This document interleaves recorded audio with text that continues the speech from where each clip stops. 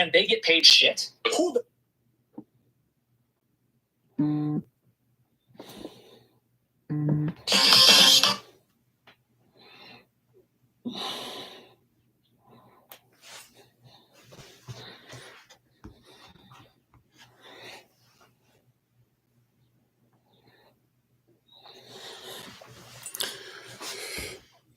All right. We got everybody on. May the words of my mouth and the meditation of my heart be acceptable in Yahweh's sight. He is our strength and our Redeemer, and it is in His name, which is His authority, that we pray, praise, proclaim, project, and protect today's message. Amen. Hola, mi nombre es Kofi. ¿Cómo está? Bonjour, je m'appelle Kofi. Ça va? Ni hao, namaste, osayana kituya, Ohio. I see you. Kamsamida, Manut, Wagwan, Aloha, Habarigani, Ciao, Akwaba, Matease, etc. Jambo, Mimini Kofi, Nina Farak, Kukatana Nawewe, Bokur Tav, Bakwetav, Barakalat Sham Yahava, Shabbat Shalom, Chashrel, Shai Shalom, Anai Kofi, headed the service of Christ, Mashalom Chi, Tidach, Achet Adzain, Aman. Hello, everybody. I am Pastor Kofi, Pastor Servant to Christ, where we are always changing lives one mind at a time, but being a voice of the voiceless and speaking the unspoken. Thank you for being on with us one more again. We appreciate you. Thank you for spending some time with us on this rising. Hopefully you're doing well. This is the last day of our intermittent fasting, by the way. Also, too, this being March 1st, and Friday is the first day of the month. Every first day of the month, we ask, or every first Friday of each month, we ask everybody to go out and be a blessing to somebody in their community if you're able to. So it is our community day. You don't have to tell us what you did or what you're doing, but if you are able to be a blessing and help somebody, we're thankful and grateful for you being able to do so, and we appreciate you so very much. We appreciate you so very much in advance for doing so. So hopefully everybody will do well. Tonight we have our prayer and fasting. So we'll be on TikTok only on Kofi_42 at 8 o'clock p.m. Eastern New York time. So there won't be a message per se. As soon as you come on, music will be started. And we'll just be letting the music play as we pray and as we ask the Most High and seek His guidance and look to what He has for us as a community, as a diaspora, as a people, and the music will be playing. I will be on the road, so I will not be playing piano this time as we were able to do the last time, but still, we look forward to being able to have you on with us and make your requests known, make your petitions known. Remember that a petition is a request or demand made upon a government based off of your constitutional rights. And so those of us that are through fasting, through prayer, through love, through being obedient to the law, we have the right to make petitions. And so we hope that you guys will join us later on when we do so. Amen. So we're going to get ready to go into today's lesson. If you would like to get ready to do your Bible pledge with us, we don't necessarily have a particular scripture for today, although we will be sharing quite a bit of information with you all. But if you'd like to be able to join us and be ready for that, we're thankful and grateful for you doing so. But if you would like to get your Bible or your device or your right hand in the air and be ready to do the Bible pledge with us, we'll get ready to do that in a second. And if you're able to reverence even just, the word itself by just at least pledging, to do the Bible pledge with us, we're grateful and thankful for that. As a reminder, certain dates coming up. I think we might have finally figured out what was going on with the website. Still issues with it, but at least able to get stuff rolling. So please, man, please, sir, give us like the weekend or so through this weekend. You should see some updates on there. So keep looking. We've been trying to post different things in different platforms. So hopefully you've been getting that. We've been trying to make sure that we're reaching out. Ministerial staff, please make sure you're using the tools. People who use to have the contact info and stuff, please keep using those tools to make sure that you're reaching out to people in the community. And we look forward to continuing to grow with everybody. But here's some dates that we want you to keep in mind. First and foremost, obviously tonight, prayer and fasting. That'll be 8 p.m. Eastern New York time. Then after, but starting tomorrow, obviously we have our live session, and then we have our podcast, Shabbat service, and then we have Shabbat school for the children, And then after that, please, ma'am, please, sir, also too, at 12:30 p.m. Eastern New York time, we're going to do our watch party. We're asking everybody to download the Clapper app if you'd like to do it. We might back it up and do it on TikTok if we have issues with it. So we have TikTok always as a backup, but right now we'd like to use Clapper since we've been having issues with TikTok lives and stuff like that. So we want to try Clapper to see how that works. In certain places, the link has already been put up. We'll make sure throughout the day that it's put up in different platforms so that you can be able to join us. You can just look up Kofi_40, right? Like KOFI_OFORI, and find it there, or go get the Clapper app, type in #find Kofi. You should be able to find information as well to be able to find us there. But that'll be at 12:30 p.m. Eastern New York time, where we'll start doing the Lord of the Rings things, kind of going. We'll be doing that for weeks and just discussing what we see. So every Saturday we'll watch about an hour or so of we'll just focus on the trilogy that has to do with the three books that go together, not The Hobbit, but we'll focus on the three movies. So Fellowship of the Ring, The Tale of Twin Towers, and Return of the King. Okay, so we'll be doing that together. So if you'd like to join us, we ask you, please, man, please, sir, download the Clapper app as soon as you get a chance to. Also, if you haven't had a chance to fill out information for us on the forums, please do so. We've been doing a lot better reaching out. Thank you for those who've been reaching out to our secretary.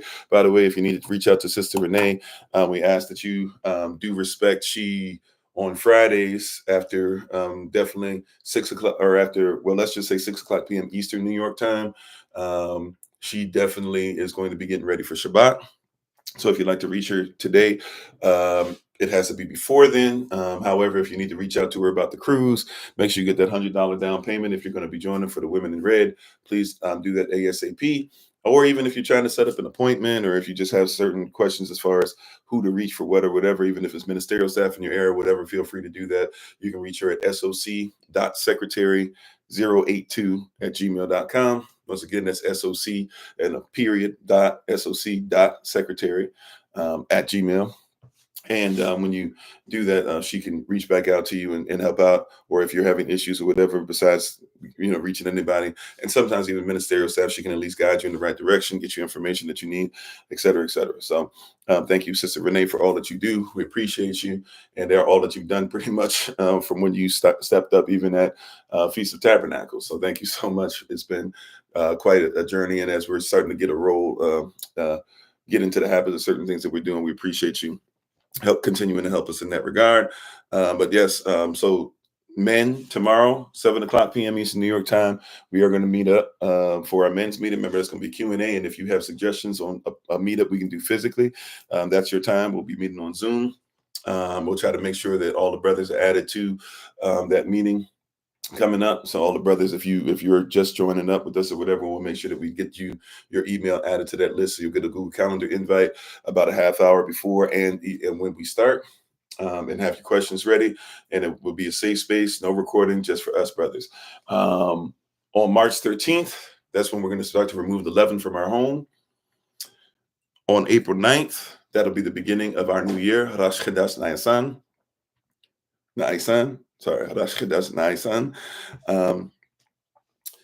April 22nd is Passover. If you'll be joining us on Zoom, if you're going to be joining us in the physical location in Beverly Hills, Florida, that'll be April 20th through the 22nd in Beverly Hills, Florida. But if you're joining us on Zoom, that'll be April 22nd at 6 o'clock p.m. Eastern New York time for Passover. The Feast of Unleavened Bread, we'll be celebrating it in Central Florida on April 26th and the 27th. I believe it'll just be the 27th only on Zoom, and the 26th and the 27th physically if you're coming to Central Florida. But that'll be April 26th and 27th. If you want to join us for that, make time for that. That'll be a Friday, Saturday, by the way. If you would like to then join us on June 16th, that will be our Shavuot, or Day of Pentecost, and that'll be in Lanham, Maryland. If you're joining us in person, LANHAM, Lanham, Maryland, and we probably can make that an all-day thing, but we'll meet up for the evening. We already have the spot taken care of, so it's gonna be a nice little spot for us. You'll have plenty of parking, and there's plenty of hotels and stuff in the area. So feel free to get that stuff in order if you like. And to everybody who's up, upper East Coast, that's not too far a drive for many. It's probably like 3 hours up and down. If you're going all the way from to if you're just dealing with the East Coast, even going all the way down, that's like 3 hours at the most, probably, if you're coming from like Virginia Beach, Tidewater area, stuff like that, Newport News, even we have some people, or if you're coming all the way from the other side of that area, even coming from New York, Philly, stuff like that, we should be able to converge and meet up there in person. And then we'll have further dates and things like that for you guys later on. The Women in Red cruise, we're looking at doing even, and hopefully have a Women in Red virtual event as well. But the Women in Red cruise, the physical event, is going to be December 6th through the 9th. So once again, if you need to get in touch with Sister Renee, you can do so, get more information. Matter of fact, as I'm talking to y'all, I realized that I don't think I've gotten in touch with Sister Renee specifically about that to make sure I'm doing it right. So I will do that myself. Sister Renee, if you don't mind, feel free to remind me and keep track of me and do that, okay? And also too, I keep forgetting this one, please forgive me. On June 22nd, those that are in Georgia, we've been invited to preach at Apostle Dr. Tama Hunter PhD's event in Atlanta, Georgia. So we plan on coming by there and being a blessing. So if you'd like to come out and fellowship with us, worship with us, pull up, support. She's SOC too, even though she's not officially on the board per se, like, as far as she's part of ministerial staff, but she has her own stuff going on that she's had since before SOC, and we praise y'all for it. But she is family, and so if you can come out and support. She's put a lot of effort and a lot into teaching and helping out people who are part of SOC as well. So the least we can do if we are available. So we're giving you these dates in advance. Feel free if you have the opportunity to come by. April 22nd, I believe, is a Saturday as well. So you should be able to switch things around if you need to, or if you're already off on the Saturday, if you're somewhere down in Georgia. I know Georgia is more vast than what people give it credit for, but even if you're maybe 3-hour drive or something like that from Atlanta, shouldn't be too difficult for you to be able to get over there just for that one day, right? And we hopefully we'll have other things. So please make sure you're reaching out to each other, checking on each other. Ministerial staff is trying to reach out to you guys. Hopefully you guys are trying to reach out to them. And when people are contacting you, checking on you, stuff like that, feel free to ask questions in, or if there's things you'd like to be able to do or things that you have a suggestion for, we'd love to be able to hear from you, okay? Other things in October, we do have I don't remember the dates. I think it's October 2nd. For one, what is it? Put it like this. We're looking at doing something in the center of the United States of America, right? And we're looking at Feast of Trumpets somewhere on October 3rd, Day of Atonement, October 12th. So one of those is going to be on the West Coast, probably October 3rd, probably be somewhere like close to the West Coast. So we'll have information for Day of Pentecost. If you want to join us physically for that, that'll be on Zoom as well. October 12th will probably be Central America, somewhere in the center, if you're interested in coming there. So, that if you're Texas and you want to try and come up somewhere, or if you're, go Illinois area, Minnesota, stuff like that, if y'all want to try to converge, we can try to do that amongst other things that we know we're trying to build up in person. Okay. So just want to put all that out there. I know that's a lot of information, but thank you for being on, and hopefully you guys are doing well, besides supporting each other's businesses, all that stuff. Okay. So we'll try to update that stuff now that we figured out a way to make sure that we can start getting the website back on track. And thank you again, everybody. We appreciate you so very much. Hopefully intermittent fasting is going well, and we'll leave it there. All right. A lot of information. I know. How you doing, Sister Cassandra? I tried to reach out a couple times. I know you guys are busy, but hopefully all is well. Amen. Amen. And continuing to be an excellent example in marriage and how that works. All right. We're going to get ready to do our Bible pledge real quick, and then we'll get into today's lesson.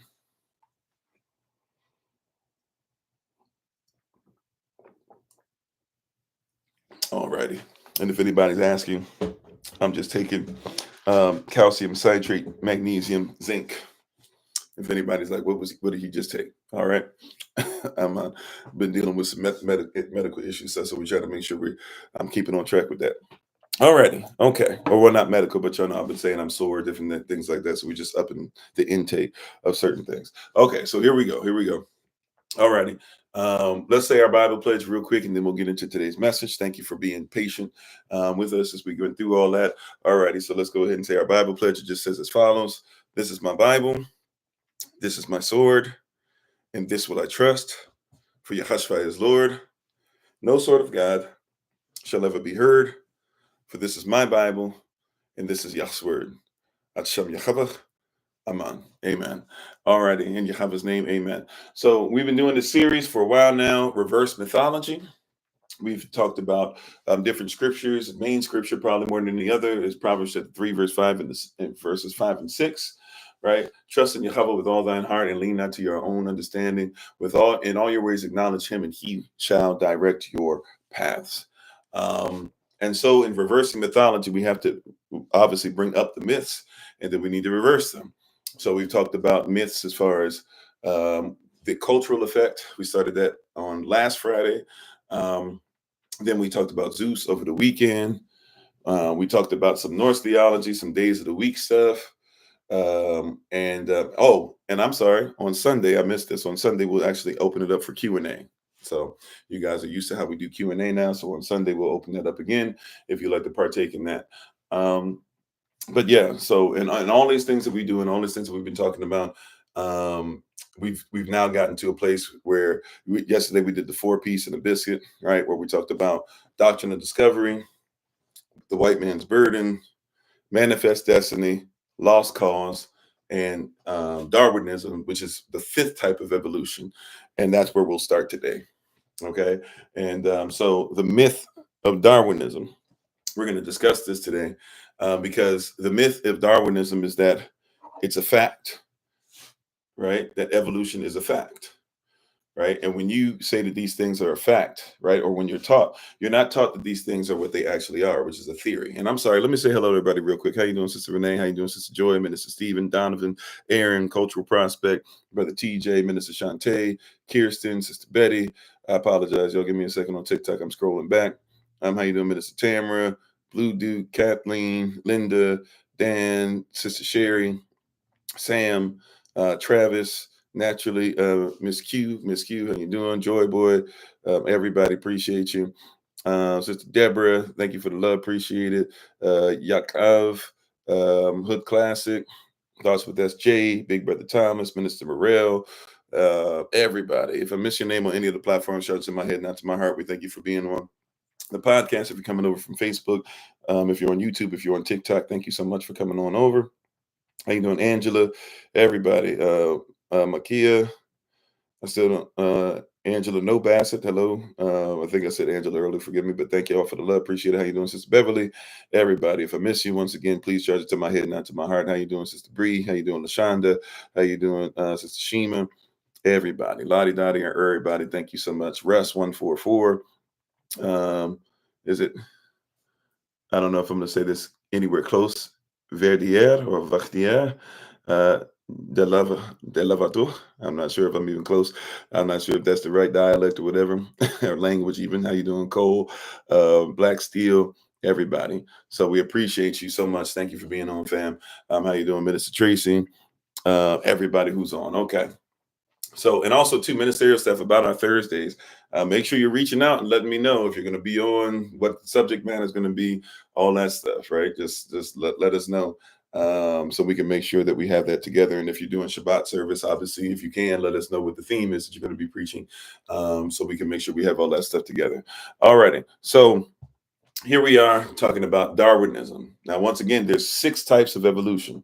So I'm not here to talk about evolution in general. We could, but we're talking about Darwinism specifically, because we could talk about the fact that if we're going to talk about evolution, you have to first talk about creation of everything. How did something come from nothing, right? That in of itself is something that's disproven. It's theoretical. It's hyper theoretical, and people are living by it. They have faith in it, but it's not but right, they're stating it as a fact. And even if you recognize lawfully, this is why law is important, that we become law students, so to speak, that we become disciplined and diligent in law, natural law, physical law, universal law, etc. Because laws don't give rights, they protect rights. Something has to be made within law. If there's no law, something cannot exist. So when you hear somebody say, oh yeah, the universe made itself, or the universe has always existed, or it's always getting bigger and then getting smaller and bigger and smaller, whatever the case might be, we could go through that and the fallacies in that, right? Because people are using this stuff as a fact, but lawfully a fact does not have to be true. A fact is just something that somebody stated, right? Right? So you have to realize, lawfully speaking, If you give a judge a fact, the judge gets to go through the facts to be able to determine the outcome. Just because you presented it doesn't mean that it's true, right? So you have to be careful. Even when people say, I'm all about facts. Well, a fact is something that is stated. You still have to figure out if it's theoretical, if it's in fact true. You have to test it out. You have to try it, right? Try every spirit to see if it is of Elohim. I'm sorry, Troy Boy, you said nobody's going to answer your question. What is the question that you asked? Right? What's the question that you asked? Sorry. Nobody's going to answer your question. What is your question? We'll stop real quick. Sometimes TikTok itself takes stuff down, right? So we can't, sometimes it's not even on us, or sometimes stuff just doesn't pop up, right? How you doing, Noel? But just because something is presented as a fact doesn't mean that it's true. So, but they'll give you a fact. They'll say, we found bones. We found bones deep in the ground. That means that the bones have to be millions of years old. Now, that can be presented as a fact. Doesn't mean that it's the truth, right? Somebody can say that the earth, or I'm sorry, where there's obviously a place where everything hit, and then everything seems to expand, and therefore that therefore shows us there's an explosion, right? Problem with that is that you wouldn't have planets and all these things together, because you would have space, right? In space, according to them, space being a vacuum. Now they have to tell you it's not a complete vacuum, but space being a vacuum, if things and molecules and everything are just shooting out everywhere, they're not going to be able to slow down and come together and meet, right? Also, too, if everything's coming together and moving away from each other, then how does the whole solar system stay connected or come into connection, right? If there's an explosion that's big enough to be able to cause a chunk of Earth to be able to go away the size of the moon, how does that go away? Well, now you have to say, well, the Earth actually had different types of sediment and stuff like that were just floating around like a ring, like Saturn has a ring, and then all of a sudden, eventually, these rings came together, right? And formed the moon, right? And there's one moon. Now, Saturn has moons, Jupiter has moons, but these moons didn't come together. They're actually separate moons, right? But you would consider this to be a fact, or at least it was given to you as a fact, right? So we could talk about these different types of things, or even how they say stars are born in the nebulous. You probably heard this before. Matter of fact, I know some of us even uttered that in the chat before in some of our live sessions. But the star is formed in a nebula. Well, the problem with that is that a star is formed in a nebula is something that we've never seen. Somebody's come up with a theory, and they say that there's things that are similar to the energy of stars, and therefore, since it's similar to the energy of stars, it must be, in fact, it must be a star. We don't even know, first of all, if it's similar to the energy, because as much as we'd like to be able to tell everybody we can read the energy and do this or whatever, we can't really, right? This is a theory. Somebody's seeing something, somebody's making certain points, but these are hyper theoretical. We're not 100% sure what these are, right? So it can be a fact, but it doesn't mean it's true. So we could go down the list of this, but today we're going to focus in on Darwinism. That's why I made it a point yesterday. I kept saying I'm not going to just call it evolution, because if I were to call it evolution, there's a bunch of stuff we can talk about, because people don't recognize there's different types of evolution. One that we took off the board out of the 6 types of evolution is that the 6th type is actually just sex and offspring that comes from sex, right? Or children, a child from a human being, offspring from animals and organisms, different things like that. So could you say that the 6th type of evolution, which is microevolution, Darwin's evolution is considered to be macroevolution, but the 6th type of evolution, which is microevolution, says if a mother and a father come together and they have sexual relation, and then the mother gives birth to a child, it will have some things that look like the father and some things that look like the mother, and therefore will be of what they did, but will slightly, they would say, evolve, but we wouldn't call it evolution. Right, because they say that evolution takes millions of years, but then they'll say, no, that's just part of the evolution. You see, so right there already with that fact, we have to see what's going on as far as how much truth is in that, right? How much truth is in that fact? We have to ask ourselves, how much reality is there? Is this simply a theory? And if it's theoretical, even if it's a scientific theory, is it possible to even test out anything to see if these theories can, in fact, be proven? The reality is no. You cannot take the whole universe and try to put it in something the size of a period and see if it will explode.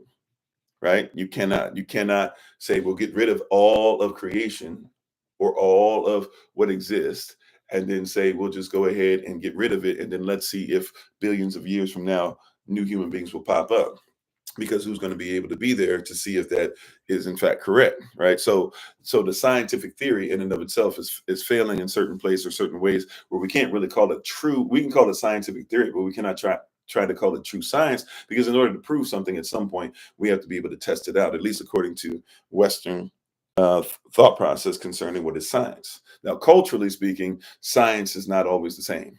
That's also something else we have to put out here, is that's one of the myths that you have to reverse. See, because in your mind, if it's not a Latin name, then it's not a scientific name. Why? Because the people who are over you, who are very Greco-Roman, they're very much so in the Latin, right? This is why you consider French to be a romantic language, when a matter of fact, the French were considered to be, the Visigoths were considered to be some of the worst barbaric people, including even in their war, who have ever existed.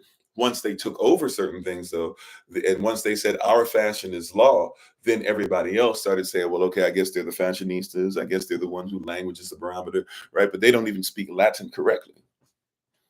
But you would consider them to have a very romantic language. But the Romans would have looked at the French and would have said that's not even, that's not that's they would have called them barbaric, right? But we don't know culturally what's going on contextually. How you doing, Sister Sabrea, and everybody who's on? How you doing, Everett, and everybody who's on, right? So we have to take time out to recognize and realize that we are presented a bunch of things as fact and have not realized that every fact is supposed to be tested. Fact does not mean true. Fact just means that it is something that has been put out. Now, that fact, hopefully people are being honest about it, but many facts can come on a case and they then can be disproven. Yeah, pseudoscience. We talked about pseudo Christianity yesterday, right? When we did the four pieces of the biscuit. Well, today now we can talk about pseudoscience, a mock science or a false science. But they would call what you would do in your culture, they would say that's mock science, even though Greeks will tell you they had to learn from Kemet, right? They learned math from Kemet. But they'll tell you that, oh yeah, they'll tell you, the father of modern science, the father of modern science, right? Due to evolution, or things that evolution eventually they say prove where they are, but they're proving that they were better or greater than you. It goes to a place of therefore that many people don't deserve to be taken care of. Matter of fact, to this day, right? Even though your first people like Imhotep and others you can look at, and also people don't know this, but Avda, which is a word for Hebrew, the actual Paleo Hebrew, the original word for Hebrew, an Avda person was actually somebody, or even an Ivrit or Ibri person, even, or Eber person, some of you would say. In Kemet, if you were considered to be Avda, you were considered to be somebody who was a herbalist. Now, why is that something they don't tell you? Think about that, right? Now, they'll tell you that modern science and everything, and you don't even think Israelites. Matter of fact, I was reading a book in the library the other day with my son and with my wife, and we were in the book. It's supposed to be a book on biblical herbalism or something like that, and they said, well, or that was about herbalism and stuff, and what the Bible says about it. And the author of the book says, you can already see where it's going. The author of the book says straight up, well, Israelites really didn't believe in any kind of medication or herbs or anything, because they just believed that you prayed everything away. But then you have a scripture in the Bible that says that the leaves of the trees or the herbs are for the healing of the nations. Right? Something's not making sense. Something doesn't add up. The maths are not mathing, right? We can see something's not making sense. So if that's what's going on, how you doing, Brother Charlie? If that's what's going on, right? And somebody's, if that's what's going on, and somebody is wilding out a little bit, is acting up, or they're very clearly taking something out of context, then we know that's not our culture. How you doing, Sister Judith? Right? People were told specific. If we know that there's a diet that Israel had, right? People go into the Daniel fast, and we've made the Daniel fast into a lot of different things. But if there's a Daniel fast, and Daniel says there's certain types of food we do not eat, and we believe it actually makes us healthier. And then he has a contest with somebody else, and clearly we knew something about food, right? So you have a lot of different things that are there, right? You have to start asking yourself, who is your teacher? Who is your master? How you doing, Ebony? Right? Who is your teacher? Who is your master? Who's the one that's showing you these things? Who's telling you these things? Who are these teachers, and what have we been taught over time, over and over and over again, that takes us further and further away from who we are? People who keep saying we have no culture or we have to steal somebody else's culture, but no, we are inappropriate because we will not appropriate. We don't want you to appropriate our stuff. We are all right with having something that is our own and making sure that we are the masters of our own development. We're all right with that. How you doing, Michael? Thanks for being on. So when we talk about Darwinism, which is the fifth type of evolution, right? Macro evolution, it is called. I'm sorry, you said swear, connect all the dots when I'm only lying too. Oh, no problem, Susie Q. Thank you for being on. So when we talk about Darwinism, we're talking about Darwinism, macro evolution. We have to first start off again with why was it written? Now, I'm going to show you some things, and I'll let you make your own decision on this, because there are a lot of people who say Charles Darwin gets a bad rap now, because Darwin has to be protected, by the way. And how you doing, Blue Dude? Thanks for being on, and thanks for being part of the community. How you doing, Tendo Shisha? So Darwin is somebody that has to be protected, because if you don't protect Darwinism, you don't protect a lot of things, and a lot of things that are being taught, right? Because Darwin is basically the start of basically evolution being kicked into really high gear. Darwin comes at the time, as we showed you yesterday, he comes at time to help the doctrine of discovery to be more acceptable. He comes around the time of the white man's burden. He comes around the time of the lost cause. He comes around the time of manifest destiny. It is something to excuse certain belief systems and to continue to allow you to be filled with contempt for yourself. You said you're condenser of the universe, nature, planet. Okay, if that's your belief system, right? It's not of my culture, but if that's something that's your belief system, you have every right. But I'm just going to present things, and you come up, with your own stuff, and from it. But hopefully, you don't come up with your own. You come up with the stuff that's presented. But I will just present to you what it is that Yahweh has given for us and sent me for today. So when we're talking about Charles Darwin, when we talk about Charles Darwin and we talk about these different things, we have to first recognize and realize that people are trying to cape up for Charles Darwin because he must be protected. He is the foundation.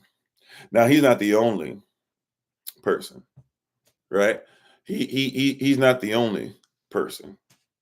You see, he's not the only person who did this. He's not the first person, but he is the foundation as far as his books. Not book one. We usually only focus on one here. We'll focus on a couple today. And but Charles Darwin is usually going to be the first person, right, that people are going to bring up. And if he's not, even sometimes they might not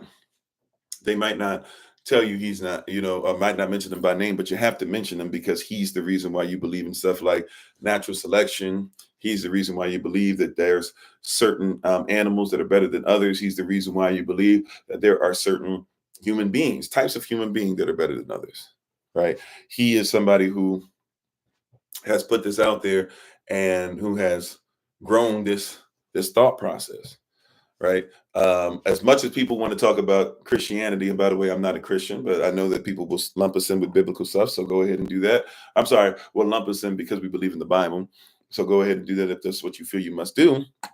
But if we're talking about Christianity, or we're talking about things like the Crusades, people will say, yeah, when it comes to all the loss of life, more life has been lost, right, because of Christianity than anything else. And while I'm not a Christian, I must protest just a little bit, because although Christians be wilding, why don't you ever talk about evolution and how evolution led to what's happening in World War? If you don't want to give World War I, but you should, World War II is a bunch of people who were telling you that they believed that they had the right, because they had evolved more than anybody else. They had the right to conquer others.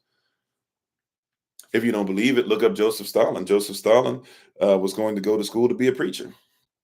Ended up going to school, learned that, wait a minute, I'm better than everybody else. And then even after World War II ends, continues to use that same model to be able to do heinous things, not only to Russians themselves, but anybody else who he takes over. What about Hitler, who himself credits Darwin and others for being able to help him to comprehend that he and Germans were better than everybody else, right?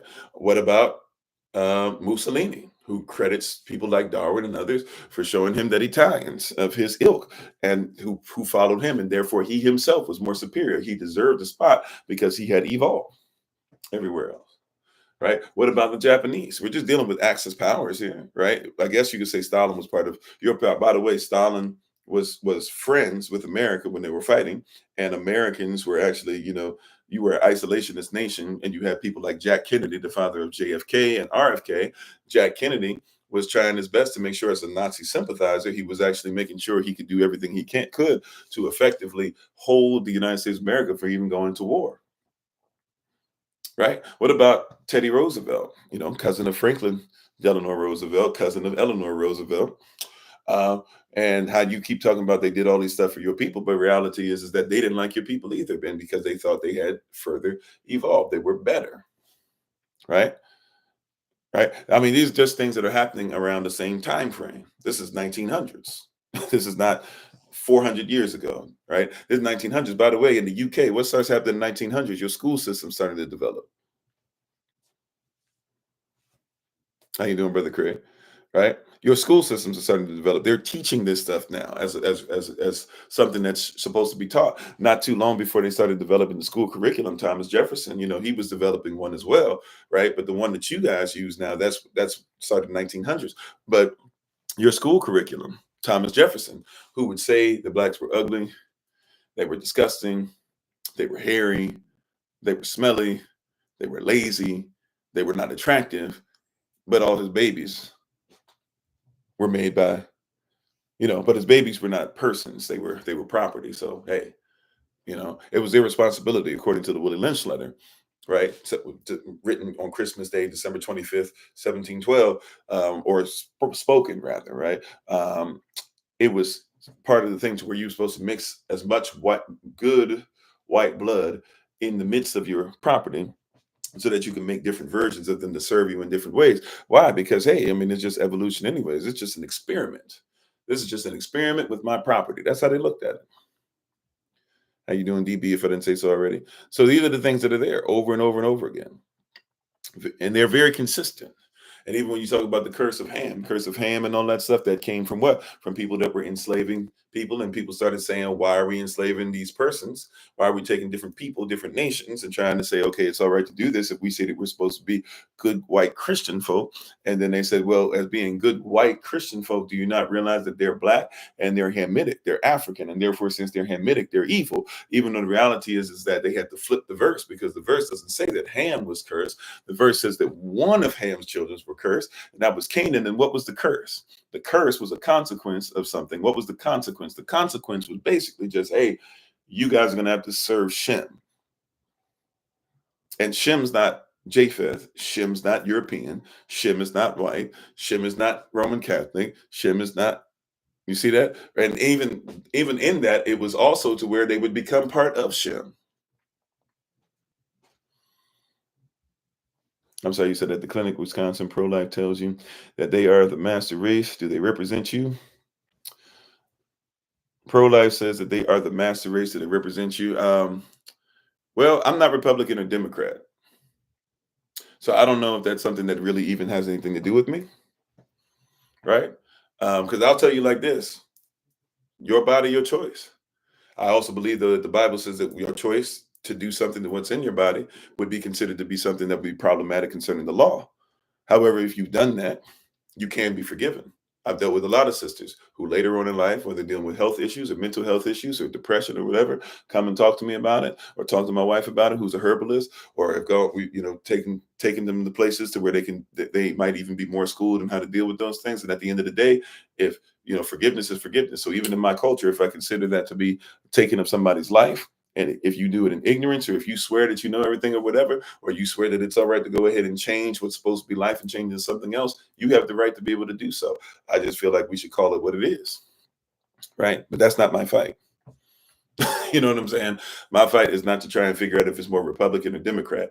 And if you're saying that there's pro-lifers out there who are therefore saying they're the master race, right? And also, too, we should look at Margaret Sanger, who basically went around, paid off black folk in churches and black preachers and pastors, and paid off Jewish people and stuff like that, who were rabbis, and paid off a lot of people to be able to start making sure that we started taking the life from ourselves and went back to the model that was used during chattel slavery, to where back then they didn't have to ask permission or have to convince you. They just basically held your sister down, right, and went in her womb and did what they needed to do.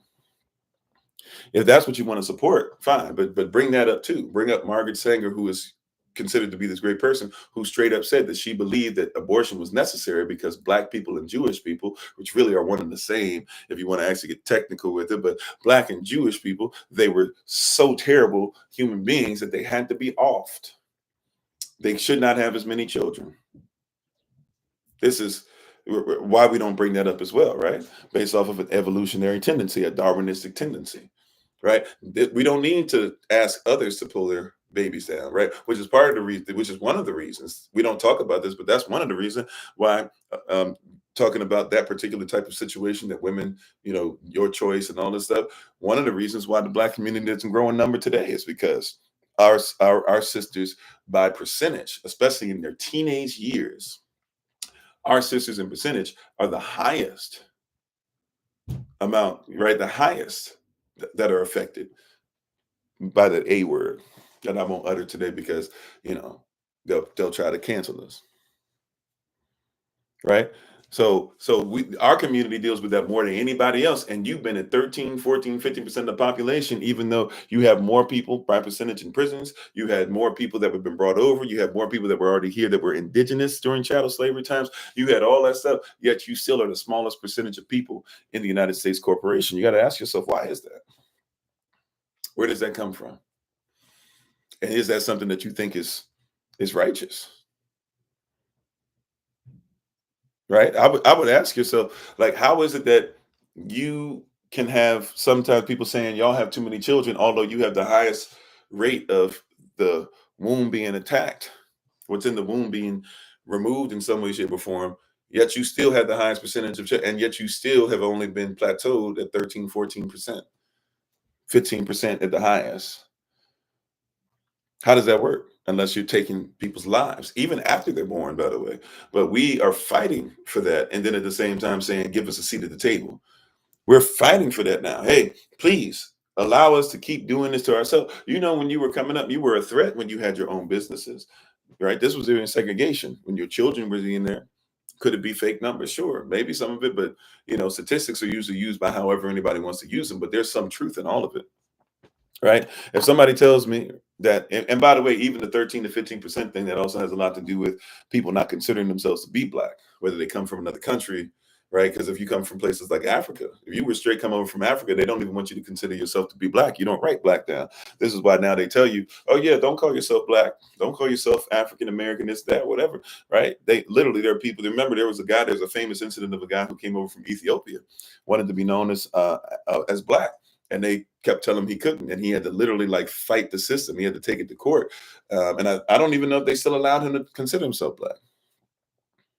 Right. So some of it is that you're actually growing and further and stuff like that. So yeah, we can talk about the numbers. I'm just saying, even if we look at it though statistically, let's say that statistic is somewhat true. If you've only stayed at the same position, right, something's going on.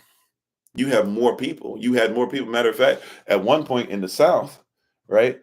At one point in the South, in the 1800s, statistics show that if you had a room of 100 people, 49 of them, I believe I'm pretty close to it, 49 of them, so 49% of them would have been slaves, would have been chattel slaves,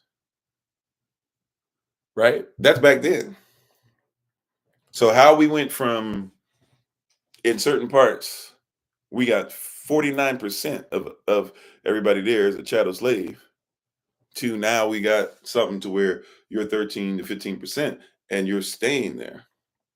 And we still know that our people are very promiscuous still, to say the least, in some places, right? And we keep talking about how all these women are having babies and men ain't there for them.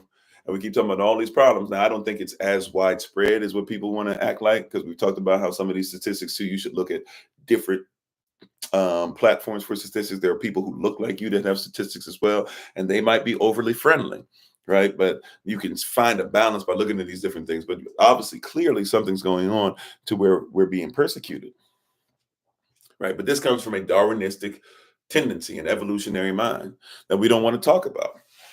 That evolution has allowed for people, even today, right? For my nurses out there, if you got nursing books, there are still nursing books that say that Black women don't feel pain the way that everybody else does, right? To my nursing sisters, I ain't lying. CNAs out there, right? There are some of your books, I won't say all of them, but some of your books still teach that to this day, right? There are some of your books that say that if you are redheaded, right, a redheaded Irish woman, you'll feel more pain than a Black woman will. It's in your books, right? May I add this on there? I just learned this today. Just being honest, what I was getting ready for today. Did you know that the NFL, when they got sued, I didn't know this until today, right? We're getting ready for today. And up early, because some of y'all know I was texting y'all and checking on y'all and stuff like that, around 7 or so. So even before then, I've been up preparing. And as I was preparing, I learned today, had to go look at it, research it, because I was like, this blew my mind. Do you know that in the NFL, and thank you, Holy Spirit, for this nugget, the way it popped up. All right. In the NFL, you remember when they had all the stuff with the brain injuries, concussions? Will Smith had that movie, and he supposedly, wanted to win an Oscar for it. It was not actually supposedly not that great a movie, anyways. Remember, they had the whole NFL stuff, the concussion protocols, and all that. Do you know that during CTE? Do you know that during that case in 2021? So the case kept on going. People weren't aware of what was happening with it.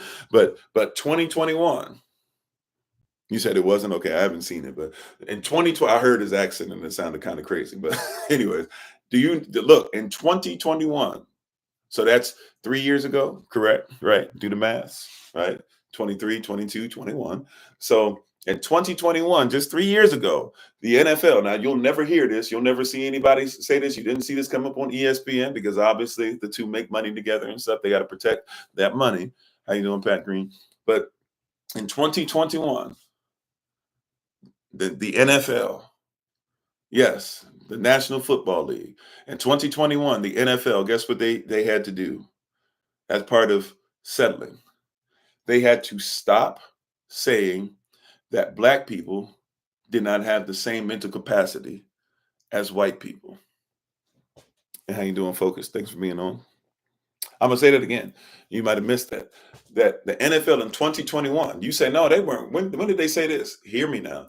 In 2021, how you doing, Gus? The NFL had to stop saying that the Black IQ, right, that the Black people had less intelligence than white people. Black players were just as smart as white players. Here's how, right? Not just as far as what they were saying about your quarterbacks. They still do that. How you doing, Sister Keita? They still say if you're a Black Lamar Jackson's just not as smart as somebody else.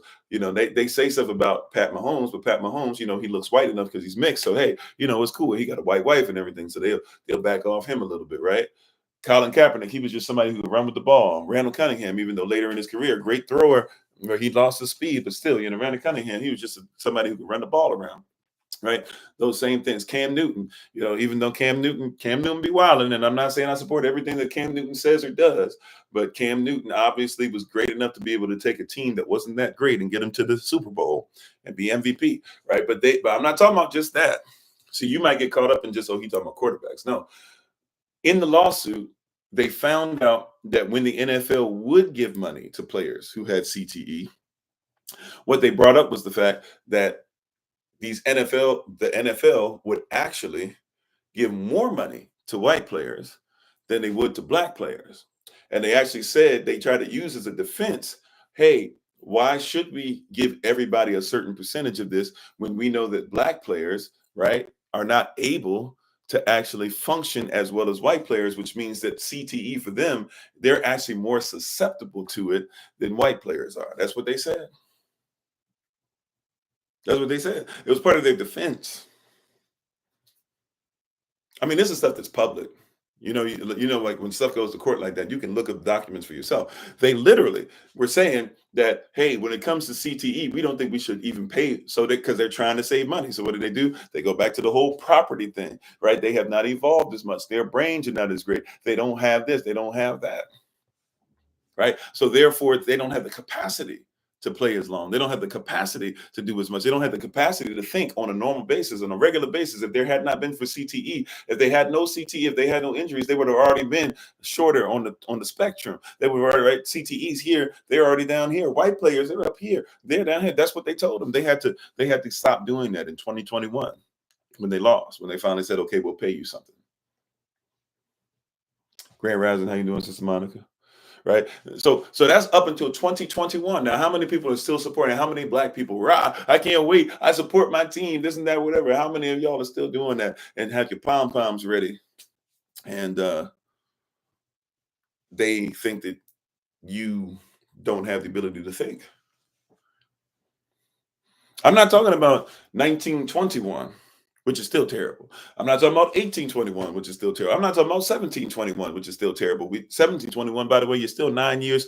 You still got to go 9 years back to talk about Willie Lynch being brought over. I'm not talking about 1621, which, by the way, 1619, you already had people in evidence here that people were already over here doing stuff and selling chattel slaves. You can go back to the 1500s or 1400s for that. I'm not talking about that.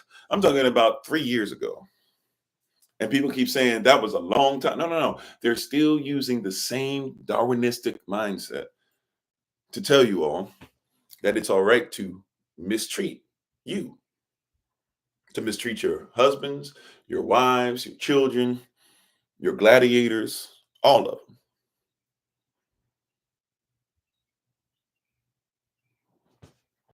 Right? They're telling you and I this on a regular basis, that it is all right to mistreat them. How you doing, Brother Joseph? Right? So I'm just trying to tell you, you're in a position where you're trying to stay connected to a system that's not even playing what we would say fair. I don't even care if you play fair, just play honest. Because if you play honest, then at least I can separate myself and figure it's better for me. If you already got this thing set up to where you already saying that I'm stupid, I'm slow, just because of what I look like, then I might as well separate. At least separate mentally, psychologically, spiritually, emotionally, if not sometime physically.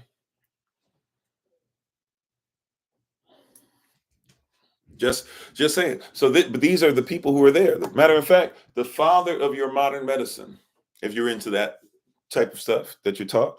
How you doing, exactly? Thanks for I don't know if I'm saying it right. Exactly. Exactly. There you go. Thanks for being on today, to being part of the community. Right. So the father of your modern medicine believed that if you tried to run away from your slave master.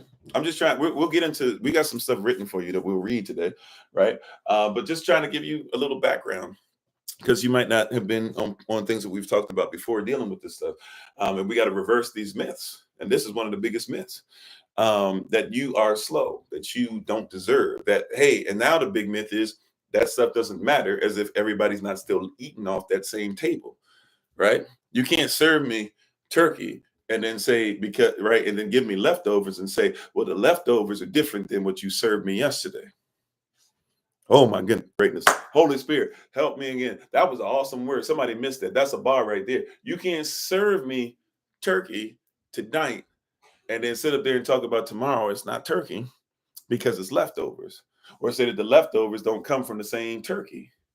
If it's leftovers, it's because it came from what you served earlier, right? I've stopped doing Thanksgiving for decades now, but for those who still do it, right?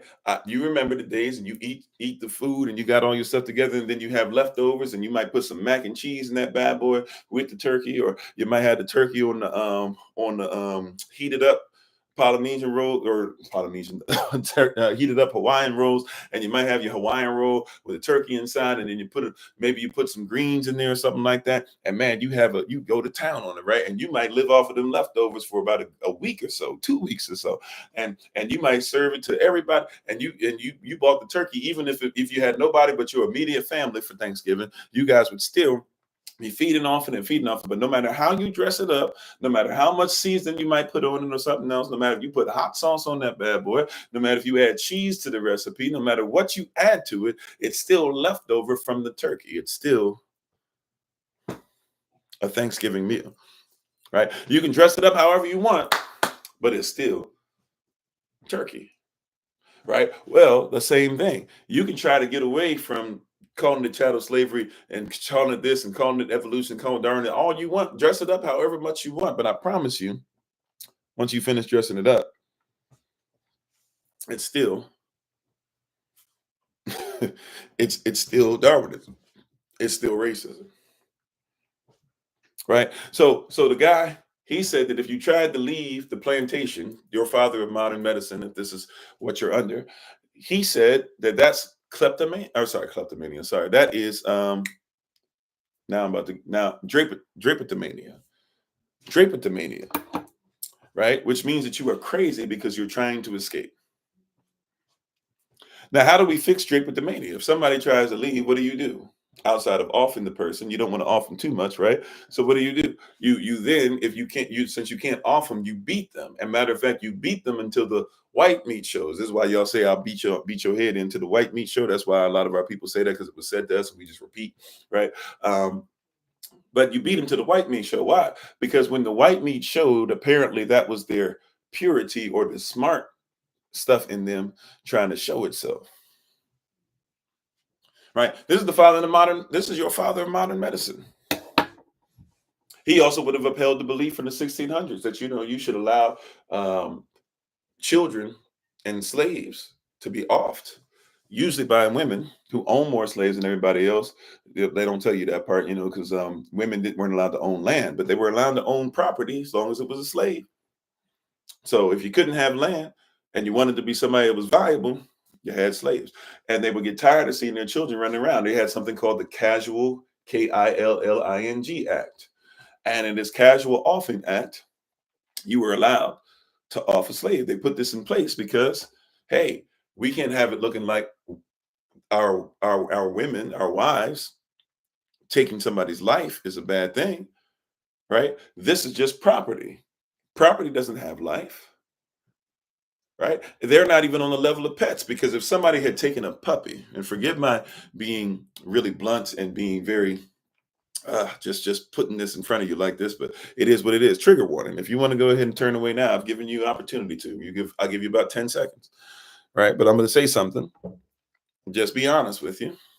Right? Our sister, Dr. Joy DeGroy, taught this, and this is powerful.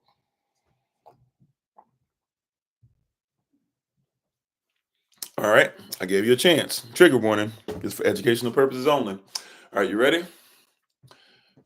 If you had taken, in those times, in the 1600s even, right?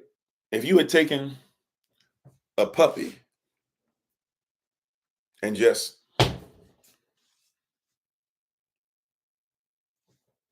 somebody would have been, which you should.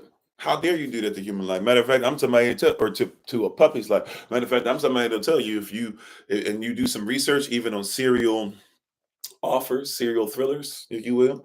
If you do some research on those people, a lot of times they do things to animals. You can kind of tell something crazy is about to happen because of what they do to animals growing up. If they can do it to an animal, right, because of evolution and stuff, we'll get into that.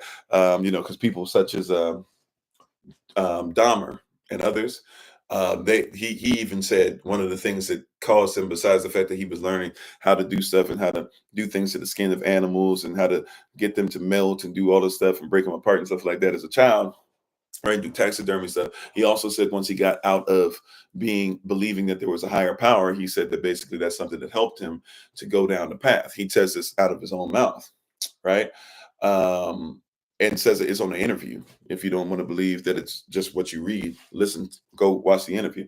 He says this is one of the big reasons why he started doing what he did. And he said, had he not lost his belief in the Most High, he said he probably wouldn't have even gone close to what he did, even with the problems that he had growing up.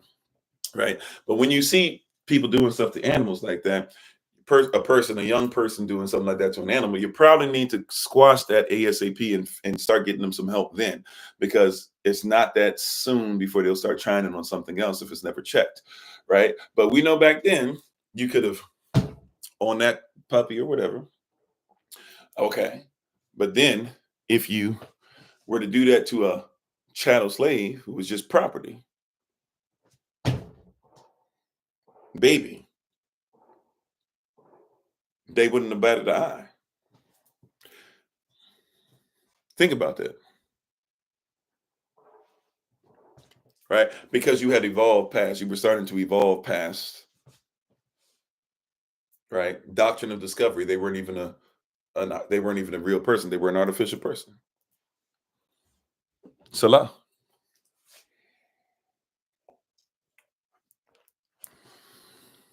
And if we be honest, this is why there's a danger in us watching so many of these things happen on film now. Right? I got to a place where we were just straight up activist only when we originally started on social media. As far as, well, when we started to pick up steam for the first time on social media, I started feeling guilty about not watching people being offed, right? And I finally just had to say enough is enough. It's very rarely that I'll even listen to what some of our people end up going through. I can listen to it a lot better than I see it, but it got to a place I was literally starting to cry, even trying to talk about it on TikTok. I started weeping on the videos I was posting because I was like, I can't take it. Watching another one after another one after another one, but people were so used to it, right, that you were supposed to just see it and, oh well. Somebody lost their life. Hey, they shouldn't have been talking back to Massa. Massa got upset. Everybody run away. Just leave him alone because he might just flake off. Overseer does something. George Washington might say, well, they just deserved it. This was a normalcy, and we're seeing it so much today. It still affects us so much today, where we're trying our best to watch every single one and do no. Like there's some stuff on here that we're holding on to, right? That come from somewhere. You said they were using, yeah. Oh yeah. Well, we can talk about them using the babies as offspring. I'm sorry, the babies as gator bait, right? If you ever want to go down a really dark place, you don't have to, but I'm just going to mention this to you. All right, a really dark place is gator bait, and the fact that people still use gator bait on for writing letters, for gift cards, for pins. I mean, it's disgusting. It's decrepit, right? And that's how desensitized these people were to it, right? How desensitized. I'm talking about pin tops where the pin would be in the shape of the alligator, and the top of the pin was the baby, and you would put the baby on the top of the pin. They still sell some of this stuff. There's people who have museums they've made. They've turned their homes into museums so that if people don't believe it, if you doubt it, you can go and you can see how ubiquitous this perversion was in everyday normal society. You said, do we have to be friends with people whose ancestors were that sick and wicked? Well, I mean, I don't know if I would go around and look for friends, or my friends based off of if their ancestors were sick and wicked. I think that I would say this. I would say this. I believe that it's intelligent that if somebody won't even admit to the sick and sadistic things that their ancestors might have done, that I might think twice about talking to you, at least on a regular basis, outside of what's absolutely necessary. I would say that. But I believe, just like not all skin folk is kinfolk, right? Not everybody that's white, believes in you sharing, your ancestors' plight, right? But if you won't even admit that's wild. Like, watch this. In my family, I know that my father came out of some stuff. I know his father came out of some stuff. I know that his father came out of some stuff. Now, I'll tell you this all the time. That's still my daddy. I love him. I'll fight you over my daddy. Right? He was a great man, worked 2.5 jobs, was faithful to his wife. His wife passed away because of multiple sclerosis in front of his eyes slowly, and still to this day has never as much so gone out on a date. And his wife has been passed away over 2 decades now. Right? Great man. Right? However, if I say, Daddy, you were abusive, what's where that come from? Granddaddy was more abusive to you, and I know this and that or whatever, and you gonna act like you don't have no abuse problem, then I might have to say, okay, like we might have to talk about that.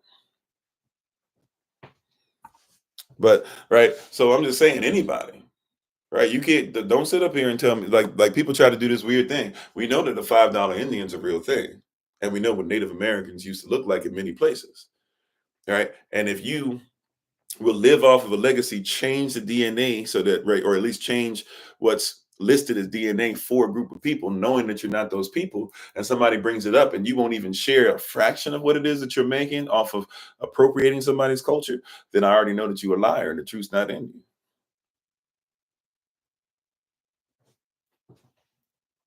And how you doing, babe? Once again, check out my wife, as always, the Honorable Amo, on TikTok, YouTube, or website, and Pinterest at Bloom and Flourish. Not A&D, the letter N, Bloom and Flourish. She is a healer, herbalist, chemist, and biologist by degree. Right? So I'm not here. I don't have a heaven or hell to put anybody in, but I do have the ability to be to make righteous judgment off of the Most High, who is our judge, who is our standard. Right? They are not our standard. So if you're trying to be righteous, and even if you're trying to come out, even if you're asking genuine questions, that's why I say I don't mind people question me or whatever, just question for the sake of question, or trying to make me feel bad about something or this and that or whatever, just because you want me to shut up and you feel uncomfortable. Well, then that's different. But if you actually have, even if you're mad about it, even if you're frustrated, even if you're asking stuff that I'd be like, man, you would think you would know that. But if you're coming from a genuine place, oh, I'll talk to you. Right? I'll talk to you all day, right? Even if you're not friendly, I'll still say, all right, well, get to the question. Like, if you think that I'm a lie, okay, cool. Show me where I'm lying. Show me the inadequacies with that which I'm saying. Show me the hypocrisy in that which I'm saying. Right. But if you're just somebody just saying, using ad hominem, you're a terrible person, you're bad. How dare you talk about racism? You're the problem, right? As if I made racism up, right? Then you're not genuine. Right. If you're somebody that says, stop calling yourself an African American, a Black American, a Native American, this and that, just everybody can be Americans. But American by law is supposed to be a copper colored person indigenous to the Americas. You're not even an American. If you won't be honest with me, then we don't need to have any further conversation. Right. If we can't have honest dialogue, we need to go no further. How you doing, Coleman? So let's get into this Darwinism a little bit more, right? But we can see how this sets the table if we're just going to act like stuff didn't happen. So we're going to start in a very familiar place for those who are part of SOC. You already know where I'm going to start as far as the first book that we're going to bring up, book that we bring up quite often when people say evolution is this, that, whatever, and they don't want to admit to you that evolution stems from racism, right? Because Charles Darwin, by the way, comes from a racist father who was a preacher. Charles Darwin went to school to be a preacher, by the way.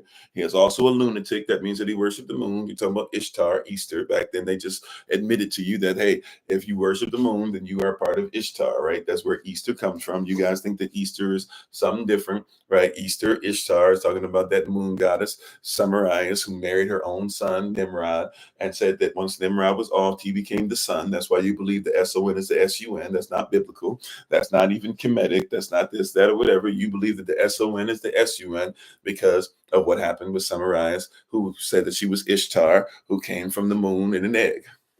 And every time that you see her as a rabbit, whether you see her in different forms, whether it be Babylonian, Kemetic, Greek, Roman, Persian, Indian, etc., African, even when you see all these different things. I know I said Kemetic and African. I'm just trying to say, even in the continent of Africa, we have some of this stuff. Even in Native America, you have some of this stuff, to where there's a spirit and people who were together, all together at one time, coming from one group of people, right? You're dealing with that. You'll even see a bunch of sometimes even teats, but usually breasts, where there's multiple breasts out there or whatever, sometimes even shown as a rabbit. coming from Ishtar, right? But here's the actual title of Charles Darwin's book, right?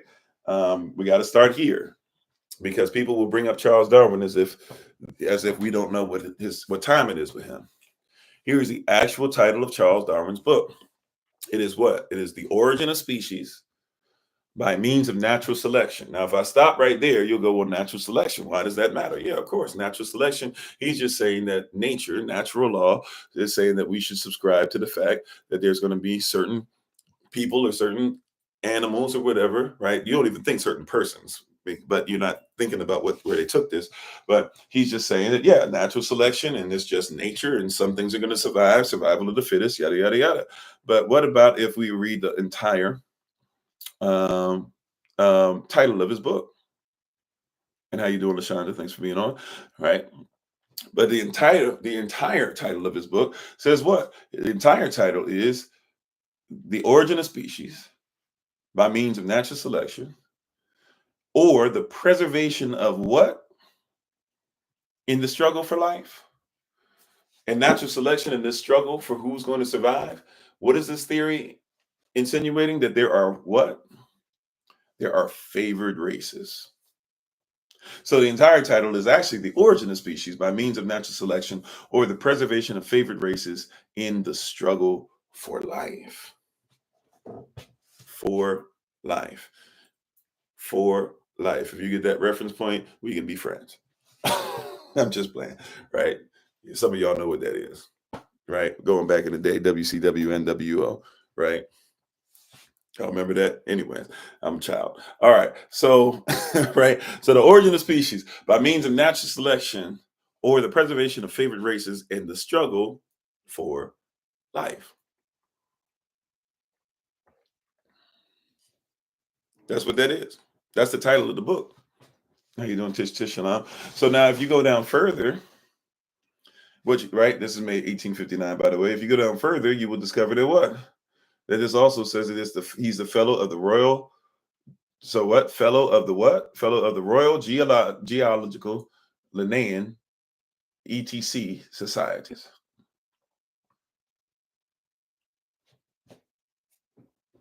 So that means that royalty believed this. Geologists believe this. Or at least they permeated it. They expressed it and permeated it into the cultures or the minds of anybody who came underneath them. Right. So I can't sit up here and say that I don't believe Charles Darwin was a racist at all, which is what some people will argue, right? That the system brought about by Darwinism, some will argue with you. How you doing, Shalom? They'll argue with you. He can't be racist, but what's with the title?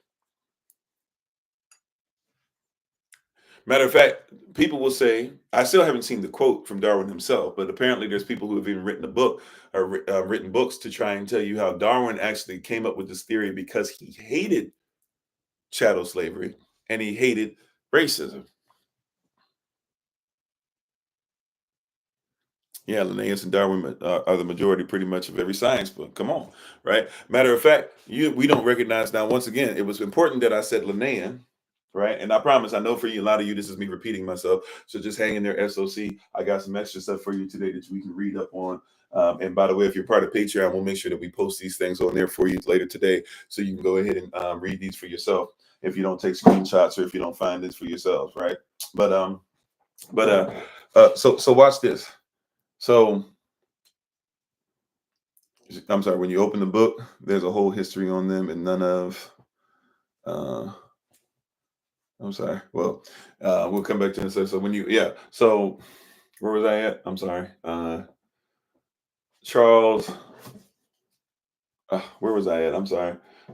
We have to talk about Linnaean. So when it says Linnaean, you have to know a name named Carl Linnaeus, Carl Linnaeus, Linnaeus.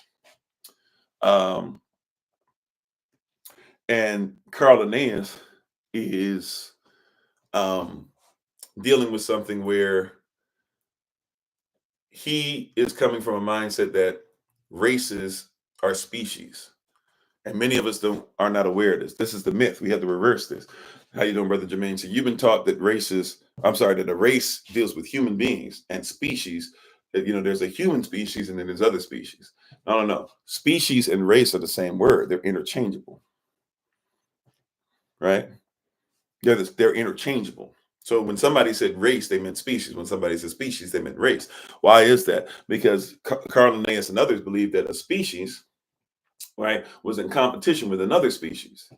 And so they had a race, right?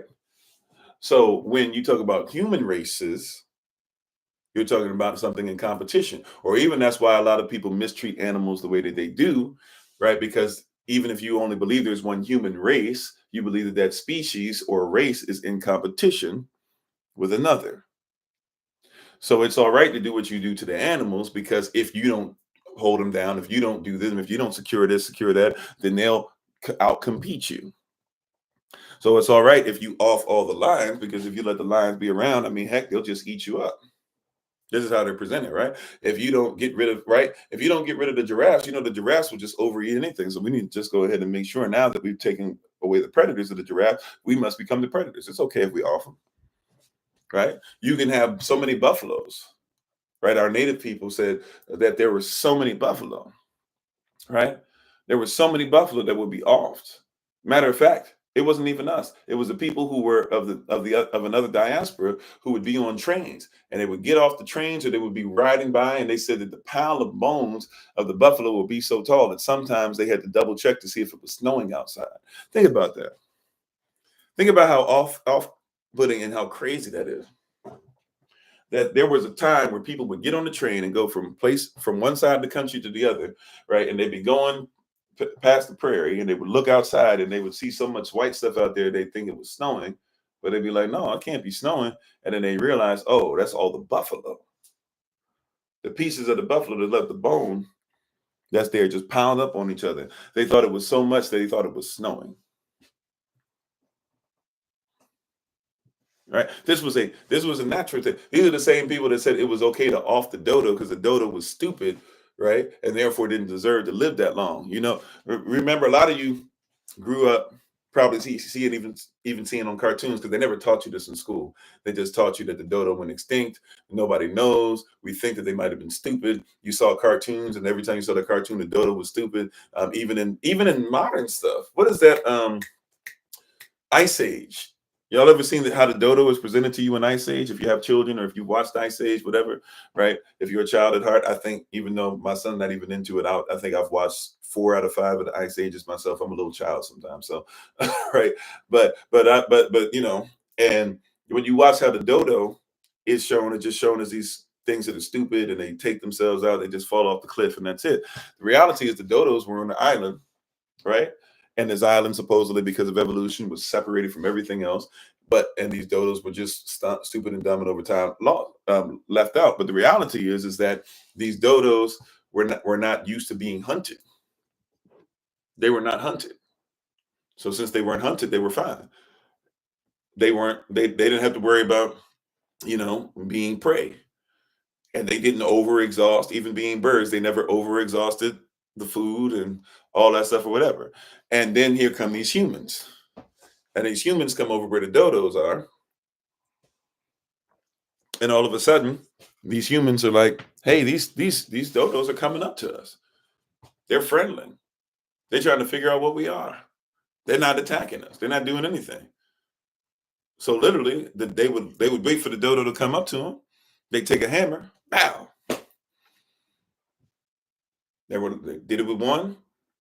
Another one came up, bow. They said, wow, this is easy. So they didn't even really have to hunt for dodos. Eventually, the dodos started trying to get away when it was too late. But at first, the dodos were friendly. They would assume that everything else there is friendly. Why would human beings be any less? That's why there's no more dodos. Now, you would say, now you were not taught that growing up, more than likely. You were probably taught more than likely, like many people were, including in cartoons, because we have this weird philosophy that this is just a one-off.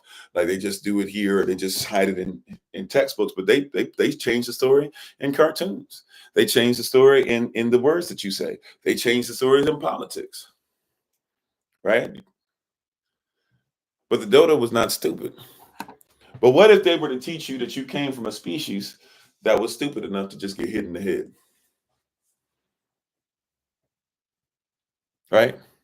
What if they taught you that you came from a species of ape, and depending on which ape you came from, depending on what your intelligence level was? By the way, now there's Afrocentric people who are trying to use the same stuff to try and tell you and I why you evolved, right? Why the Western, why the highland gorilla is different than the lowland gorilla, and depending on which one you came from is why you're black or white. There's Afrocentric people trying to do the same thing, coming from the same tendencies of these people and the same teachings, and trying to reshape African teachings to be able to make what it is. That's why I say it's not as simple as white or black. This is a spirit, right? Idi Amin, black as they come, he taught that he had evolved more than anybody else. He researched Hitler and used some of the stuff Hitler did on his own people. Hierarchy, right? Papa Doc, Haiti, across the water. Same thing. Used it. And then would go and say, see how stupid these people are? I'll even use their cult-like practices, so to speak. I'll use the things that come from their culture. I'll use voodoo and stuff like that to come against it, but it's because they have devolved. It's not as simple as white or black, but we can see some of the stuff in Darwinism that makes its way in other places. And nobody wants to talk about that there's more atrocities that have happened under Darwinism, that have happened under evolution than any other type, right? You talk about Muslim stuff, Muslim wars, more into Darwinism, more into evolution, right? They talk about Christianity and the Christian wars, more into Darwinism, more than evolution. They talk about what's happened in China and how China became a nation and Japan became a nation, right? More under evolution, right? Matter of fact, this is written in 1859. What's going to happen later? 1860 through 1865, you're going to have the what? Or well, really 1861 through 1865, but 1860 through 1865, you're going to have the Civil War, right? In the United States of America, Manifest Destiny, White Man's Burden, Lost Cause going to be right behind it. Here's this book, The Origin of Species, everything coming together. This is why we have to talk about this myth. This myth is still here. When somebody waves that flag and says, the South shall rise again, even though it's just the jack, it's the Confederate jack, not the flag. But nevertheless, when they raise that flag and you see that statue be erected and the South shall rise again, and here come the daughters of Confederacy and the sons of the Confederacy and the tiki torches and the alt-right and Nazi sympathizers, if not just outright straight Nazi, and KKK members, which they keep telling you don't exist, even though they wear just as many judge robes as they do white hoodies or white hoods. Whenever you see that, that's Darwinism. That's Darwinism. Yeah, the wolf is in sheep's clothing, but it's still a wolf, right? You can say that you got a cell phone now and say technology is better. That doesn't mean Darwinism went anywhere. All right, let's go a little deeper. Amen. Amen. Let's go a little deeper. So we all at SOC, we pretty much know that part, right? Okay, let's go a little deeper today. Hopefully I got this stuff on cue. I don't know if I got it all the way I'd like to, but we'll see. I think we got enough to at least get us started. So we just talked about this part, Descent of Man. The full title of Darwin's most famous work included some stark words on the origin of species by means of natural selection or the preservation of favored races in the struggle for life. Darwin envisioned the spontaneous formation of simple life evolving into higher forms through the pitiless forces of nature selecting the fittest. In other words, nature shows no pity. You ever seen people say facts before feelings? Sure. I believe in certain times that facts must be feckless, or your feelings are feckless rather in a certain time. But at the end of the day, how people feel should be brought to the table. But when you say that, you're coming from a very Darwinistic thing. Who cares? Because natural selection says it doesn't matter how you feel. Nature has no pity on anybody. Right. But then when I look at this and I just do some simple research, I got to say, well, time out. If nature has no pity on anybody, that's kind of odd, because there's cases where lions have tried to raise their prey, the babies that are left over. there was a situation recently where a leopard had actually hunted, um, a, I don't remember what type, not a baboon necessarily, but it hunted a monkey of some type. I don't know if baboons, I think a baboon's a monkey, not an ape, something like that, right? But had hunted, and the baby was still, there clinging on to the mother, and um, the hyenas tried to get at the baby. So the leopard took the baby up into the tree with it and began to lick it as if, it was like one of his cubs and stuff, and protected it. There's been several lionesses who have been seen raising, not just prey or something they hunted that was left over, but actually raising, um, what do you call it? Raising baby, like gazelles or things like that, springboks, even that they might have found. They say nature is pitiless. This is what Darwin is teaching us, is that there's no pity and this and that. But, and by the way, even a lot of these mothers or so-called mothers, right, that want to become mothers of these things that would usually be their prey, when they did some research, usually this occurs because the mother has either lost cubs recently and still wants to raise a baby, has it in her now, or has not had a chance to become pregnant as of yet, but it's starting to get to the age to where it's nurturing, it's really kicking in. And so it just, matter of fact, there's some, now this is not righteous in any way, but this is obviously, we're talking about animals anyways, but there's actually some, and I have to say that because some people think you should act like animals. I don't believe we should act like animals, right? But there's even some that they have found where they will actually try to steal babies, or I keep calling them babies, sorry, steal offspring from another animal.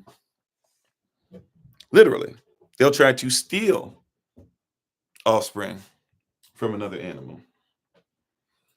And when they steal the offspring from another animal and bring it up, and try to raise it.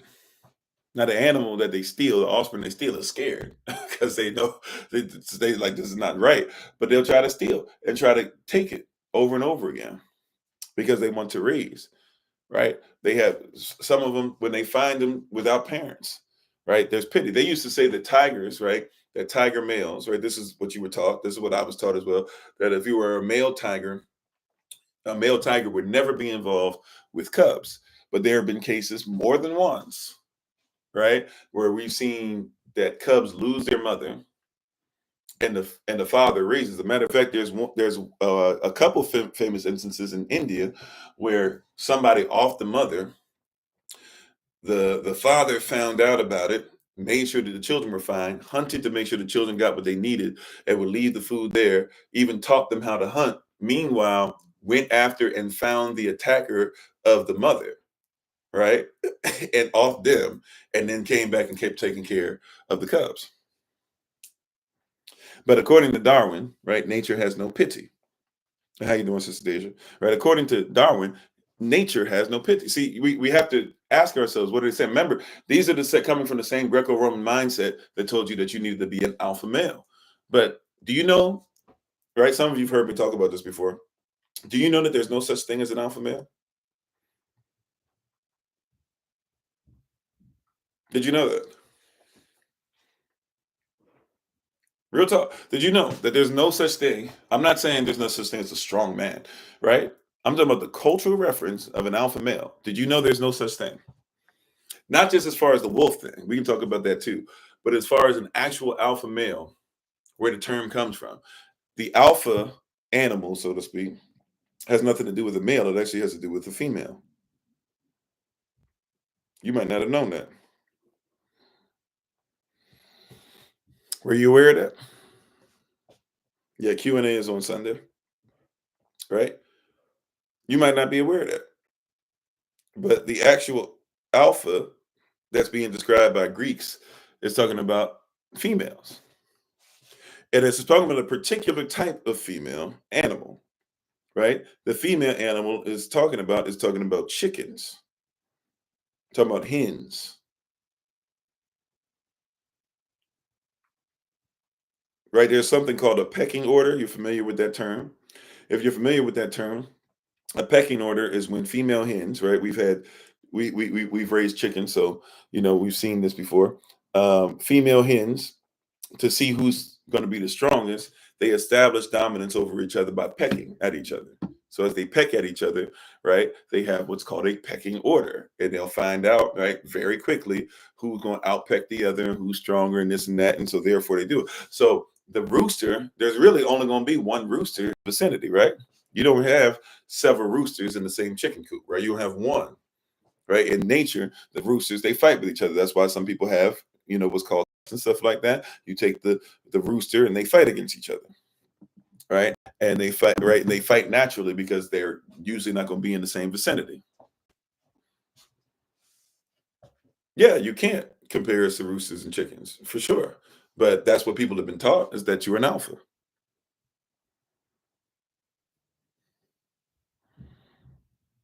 Right? But pecking order is a feminine thing, right? If you're talking about animals, or even if you're trying to subscribe, bring that over into humanity,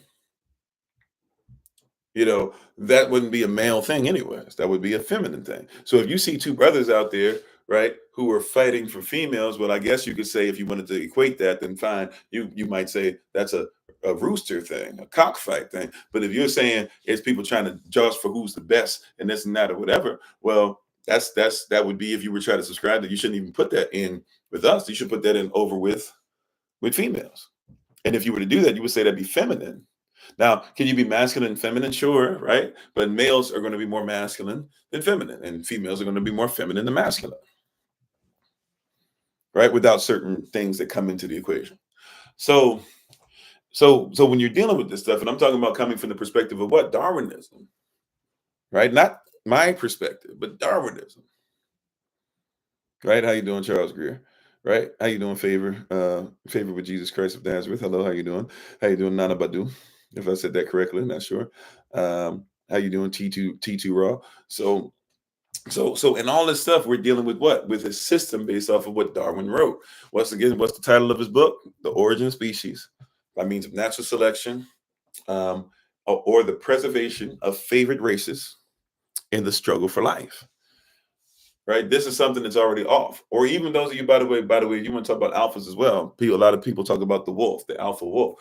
Well, there was no such thing as alpha wolves either. There was a guy who came up with this thought process that there was an alpha wolf. There was a main male wolf, and he was over everything, and therefore that's the way that wolves were. And Greco-Roman mindset says, therefore, we want to be like the alpha wolf, because they believe that Romulus and Remus came from were babies of a deity or a spirit, or what you would call a god, that was a wolf, raised by wolves, born to wolves. That's how Romans believe that they came into the earth, right? That's their theology. So since that's what they believed or whatever, they were very high on the wolf. So this guy, being of the same ilk, is like, hey, so wolves, we want to be like the alpha wolf. But do you not realize the rest of his life, he kept trying to correct it? Because if you do some research, there's basically an alpha couple, if you will. There's one set of couples. There's the way wolves work is there's a mother and father who are a first pack, right? Usually separated from another pack to where they tried to get together, or the girl or the female wolf will try to go and try to get with somebody, and she can't do that, because in a pack, the only people that are allowed to breed are going to be the mother and father.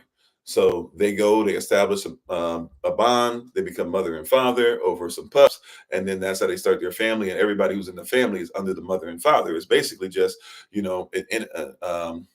you basically just have your regular family, then you have your grandparents and stuff, and they got family, then great grandparents and stuff, and eventually it becomes so big, and people might want to mate, and just like lions kind of naturally will go off and do their own thing, so that you're not having this whole thing of just the same family bloodline being in the same thing. And incest, you're kind of having the same thing with wolves. So there's no such thing as an alpha male and an alpha female wolf. He spent the rest of his life trying to correct it. And how many people that were out here still today, right? Yeah, you have a patriarch and you have a matriarch. That's all you're dealing with, right? You have a patriarch, you have a matriarch. There's no alpha in it at all.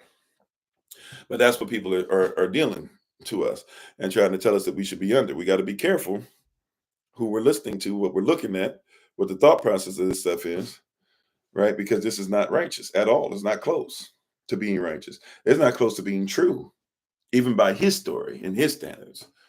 Okay, right. So we just talked about that with Darwin, right? Kind of helping us to reassess some of this stuff. And forgive me as I'm trying to make sure that we get Facebook on with this. And today we're continuing our series, Reverse Mythology. Today we're talking about Darwinism, right? You could say evolution, but remember, as we said earlier, there's 6 types of evolution. So we're not only going off of right, we're not dealing with all 6 types. Today we're just talking about Darwinism, because if we were talking about all 6 types, we'd probably be here all day. And if I be honest, some of the stuff as far as the 6 types, I might not be the best source for it, at least not as of yet, to be able to talk about every last one of them. Just being honest, right? So we're talking about some of the myths that we can at least do. I can talk about pieces of them, but this one I'm definitely armed with enough stuff for us to be able to speak on for a little while, right? So next up, and I apologize, this thing's gonna be a little difficult for me the way that my screen is set up to read, but I'm gonna try to read it best as I can. So Darwin demonstrated how he believed evolution shaped man in his subsequent book, The Descent of Man. Okay. He showed how in The Descent of Man, in it, he theorized that man, having evolved from apes, had continued evolving as various races, with some races more developed than others. Darwin classified his own white race as more advanced than those, here in quotation marks, this is what he said. He called us lower organisms, such as pygmies, and called different people groups savage, low, and degraded. Okay. Now, once again, many people have never read Darwin's books and have never actually held him accountable. And they try to use Darwin as something to say this. That's why you're allowed to mistreat people, this, that, whatever. Just as Darwin did himself. People have not looked into Darwin's story. They've not looked into where he got stuff from. People don't care to do so, and that's fine. They don't have to, right? But when we look at Darwin, we have to be honest about who he was and what he believed. People don't even know that Darwin's uncle was an atheist who hated anybody who wasn't as pure white as what he felt they should be.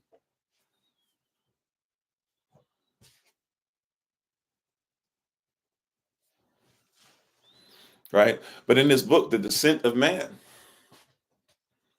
Now think about this, the descent of man.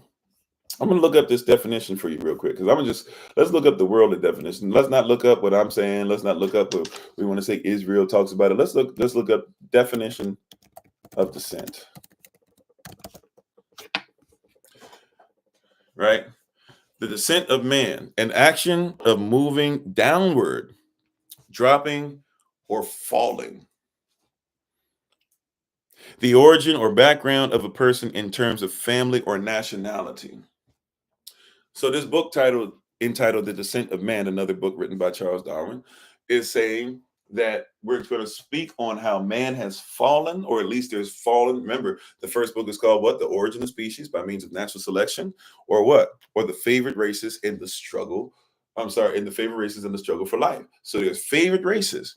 Now we got to get into their descent. So in other words, where did they come from? Or at the same time, can we talk about where did some come from and how have some fallen? How you doing, Big Roy?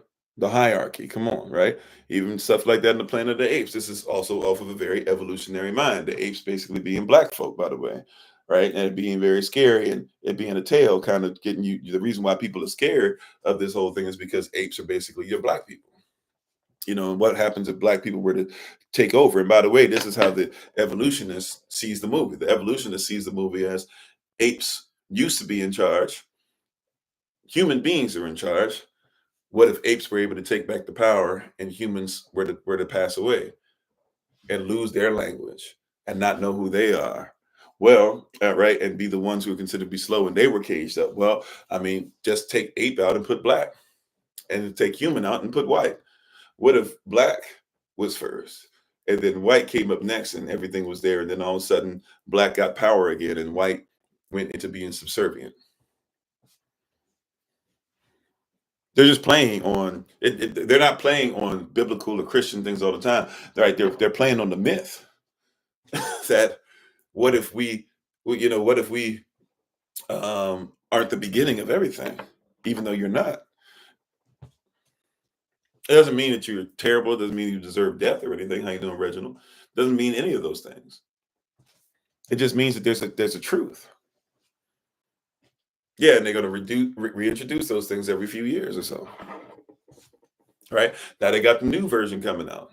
Right, and the matter of fact, the king of the apes, at least so it looks in the stuff that's coming out, he seems to be the only, or at least the one that's most familiar and used what he's familiar with. The one who, I think he's supposed to be the antagonist, but he uses what he got from people or studied what he got from persons like human beings that existed to be able to help him to conquer all of the other apes. I mean, there's a lot of underlying things that people don't want to talk about. But they're not making these things randomly. How you doing, Sean? How you doing, Sister Night? If I didn't say so already. But here in the Son of Man, once again, he theorized. Once again, we got to realize this is a theory. How you doing, Sister LaCrystal? He theorized, right? He didn't just randomly. He theorized, right? I hear you, Brother Craig. Right? He theorized. This is a theory. He theorized that man, having evolved from apes, had continued evolving into various races. Now, why don't they tell you that? They don't tell you that man evolved from apes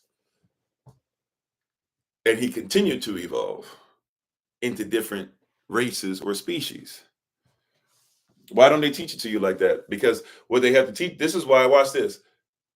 Every scientist doesn't mind, even though we know it to be a fact. Right? We know it to be a fact. Still, though, right? In fact, once again, you got to do your research. Doesn't mean it's true, but we know this to be a truth. We know this to be a mot, right? We know this to be agreed upon. How you doing, Beck and Dread? Right? I think I saw your information in the system. I think I reached out to you guys. By the way, I know you were waiting to see for me to. I think it was you guys, right? Who was waiting for me to get back in contact with you. So I think I did reach out earlier this rising. But yeah, so you have to ask yourself when you're dealing with this stuff. This means that they're saying they don't mind you being first, as long as you recognize that when you came first, they evolved from you. They're higher than you.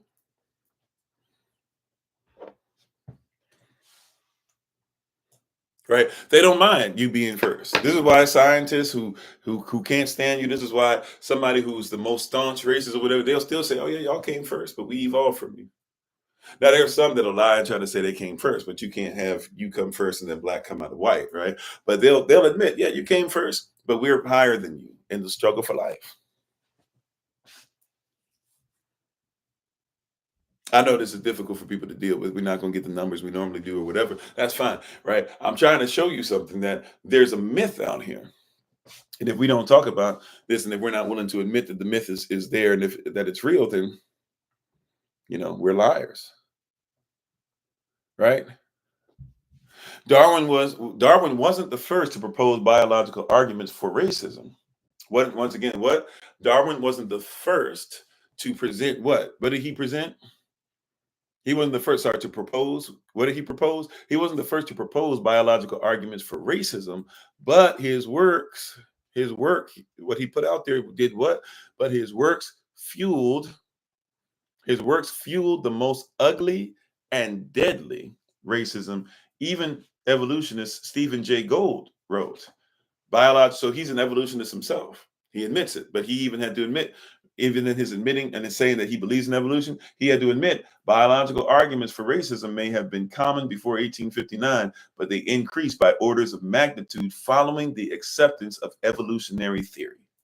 He wrote that in 1977, a book called and I'm not going to pronounce this correctly probably, but Ontogeny and Phylogeny, written in 1977, spelled Ontogeny and Phylogeney.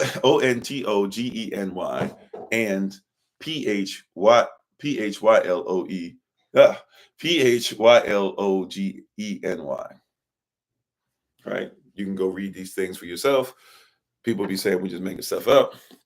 Here's an evolutionist, 1970s, late 1970s, right before you started calling yourself African Americans. Right here, are the receipts, amen. Telling you straight up, he says, I'm an evolutionist. I believe in evolution, right? And I must admit to you that what we believe in, it increased what you would call racism. It increased what happened to allow people to think that they were better than somebody else. If it wasn't for what Darwin writes in The Origin of Species, right? The theory of evolution by means of natural selection, or the struggle, or the survival, or the what is it? The survival of favored races and the struggle for life, or the preservation of favored races and the struggle for life. And if he hadn't wrote The Descent of Man, then we probably wouldn't be having racism go to the level it is now. Think about what this person is saying. He's saying in a world where you were already hung because of the color of your skin. He's saying in a world where you already had no rights because of the color of your skin. I want you to think about this now. People don't want to hear this on this level, but I want you to really consume this the way that this person's saying. He's saying that in a world where your woman could be SA'd all day and had to shut up and take it, wipe herself off, and keep it moving, as Dr. Leah Africa's grandmother told him, right? Because it was so common that would happen to you. Matter of fact, when you were raising a little girl, if you were a mother raising a little girl, I'm sorry to say it this way. I know this is going to sound really heavy, because it is. Trigger warning. If you were raising a little girl back then as a woman of color, as somebody from the African diaspora, somebody from the native diaspora, and somebody with Negroid features, and somebody who was Israel, etc. If you were raising a little girl especially in certain parts of the world, you had to teach her to be ready to have her innocence taken from her, to raise the baby of the one who did you dirty, or did her dirty, and to tell her your experience, and to and get her strong enough to take it, so that she would be independent and strong and fierce enough to be able to take that mindset and raise her daughter to accept it, and raise her son to accept it as well.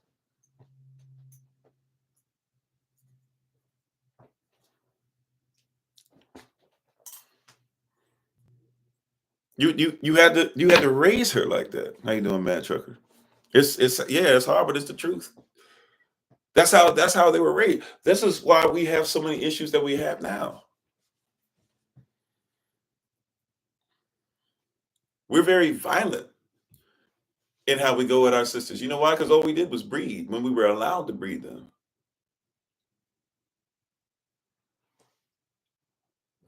Right? You were in breeding camps. And this was allowed because, hey, why would you not put somebody in a breeding camp if they're just a lesser species, if they're a lesser race?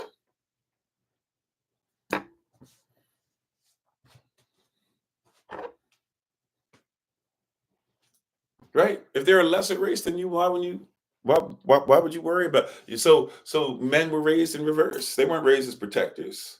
They weren't even raised as men. That's why they called you boy.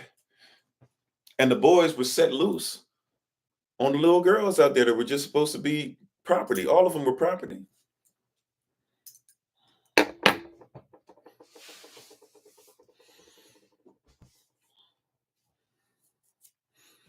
And it was done under the Bible. It was done under the Quran. It was done under Buddhist mentality. It was done under what you call Hindu, even though Hindu is not a real word, but it's done under that. It was done under because a lot of people, once again, you got to remember that there were also levels to it. There were skin color differences. They bred you like that, and then they just put it on different levels. Right? The slave trade is not something that's only happened in the United States of America, or in South America, in North America, in Europe. It happened in Asia. It happened in Africa. It happened in North Africa. It happened with people who wore turbans. It happened with people who wore a cross. It happened with people who waved the flag with a crescent moon on it. It happened with people but these weren't even the real people. They weren't even real, right? They weren't the real Arabic people, even though Arabic really just means nomadic. But now we mean Arabic to mean a certain people going back to Ishmael. Okay, well, they weren't real Ishmael. They enslaved Ishmael. Just like Jews were in on the slave trade. They weren't real Jews. They weren't real Isaac. They weren't real Israel. They weren't real Jacob. If you're Ashkenazi, go look in the Torah. Go look in the Bible. Go look in what you call the Old Testament. Read your Bible. It'll bless you, right? Ashkenazi comes from Japheth. He's not Shemitic. That's why I'm thankful that there's actual Ashkenazi people that come out. They tell you the truth. They say, yeah, we're not. That's why we're Jewish. And Jew is supposed to be a slander because Jewish people sold Jews. I've sat at the feet of people who told me this. I'm not telling you something that's right. Like you got to learn the truth. And sometimes the person to learn the truth from is the person that was the person who will say, yeah, you know what, my family, yeah, we were over you like that.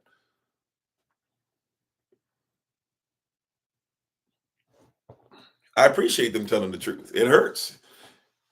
Some of them it hurt them to tell me. Some of them it didn't hurt them to tell me. They're just like, yeah, whatever. Right. But at least you told me.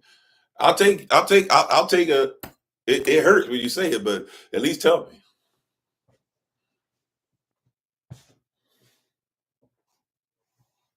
Yeah, we make the assumption. Like, I'm not saying that Israel's not really cursed. I'm not saying that Deuteronomy 28, verse 68 doesn't matter. I'm just saying, yeah, there's other people that went through stuff, and there's other groups of people that did really abhorrent and disgusting and things to us that we would say today are intelligible or not intelligible, non-intelligible, excuse me.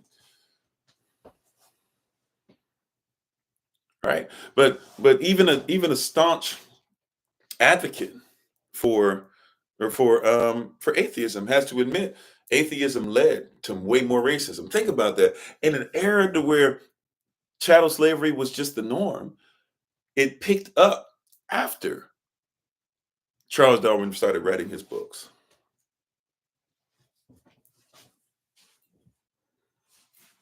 Think about that. In an era to where chattel slavery was the norm, he said racism picked up after that. Here's something that people don't talk about that often. You know how you got to be careful how you let movie magic and stuff mess with your mind. Here's something just statistically that's really mind altering and mind blowing. We got to reverse this myth. You know the problem with hanging and stuff, yeah, hanging people and things like that, it existed. But you know there's more hangings that happen during Reconstruction in the United States of America than happened before the Civil War. In other words, there's more hangings that take place, even going from Reconstruction into Jim Crow. So we're talking 1860s into the 1930s, 40s. There's more that start popping up then than happened in hundreds of years of chattel slavery. It was more normal in the time that they say we were free. Real talk. At the time that they'll tell you and I that we were free, get over it. We freed you guys. You guys have been walking around free all this time. I don't know if I said hello to you, Sister Iskar. Not if I didn't, please forgive me. They'll say, forget all this stuff, this and that. In the time of chattel slavery, hear this now, right? There were less hangings, less lynchings than there were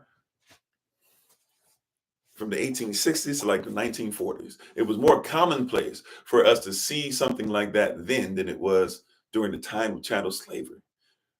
Now you got to comprehend this makes a lot of sense because, hey, these people were already trained. They were on the plantation all the time. You didn't really have to scare them like that because they were already scared. They were raised scared. Their parents raised them like that. But now when there's segregation where it's like, okay, you really don't have freedoms, but you live somewhere else. How do we keep you in check?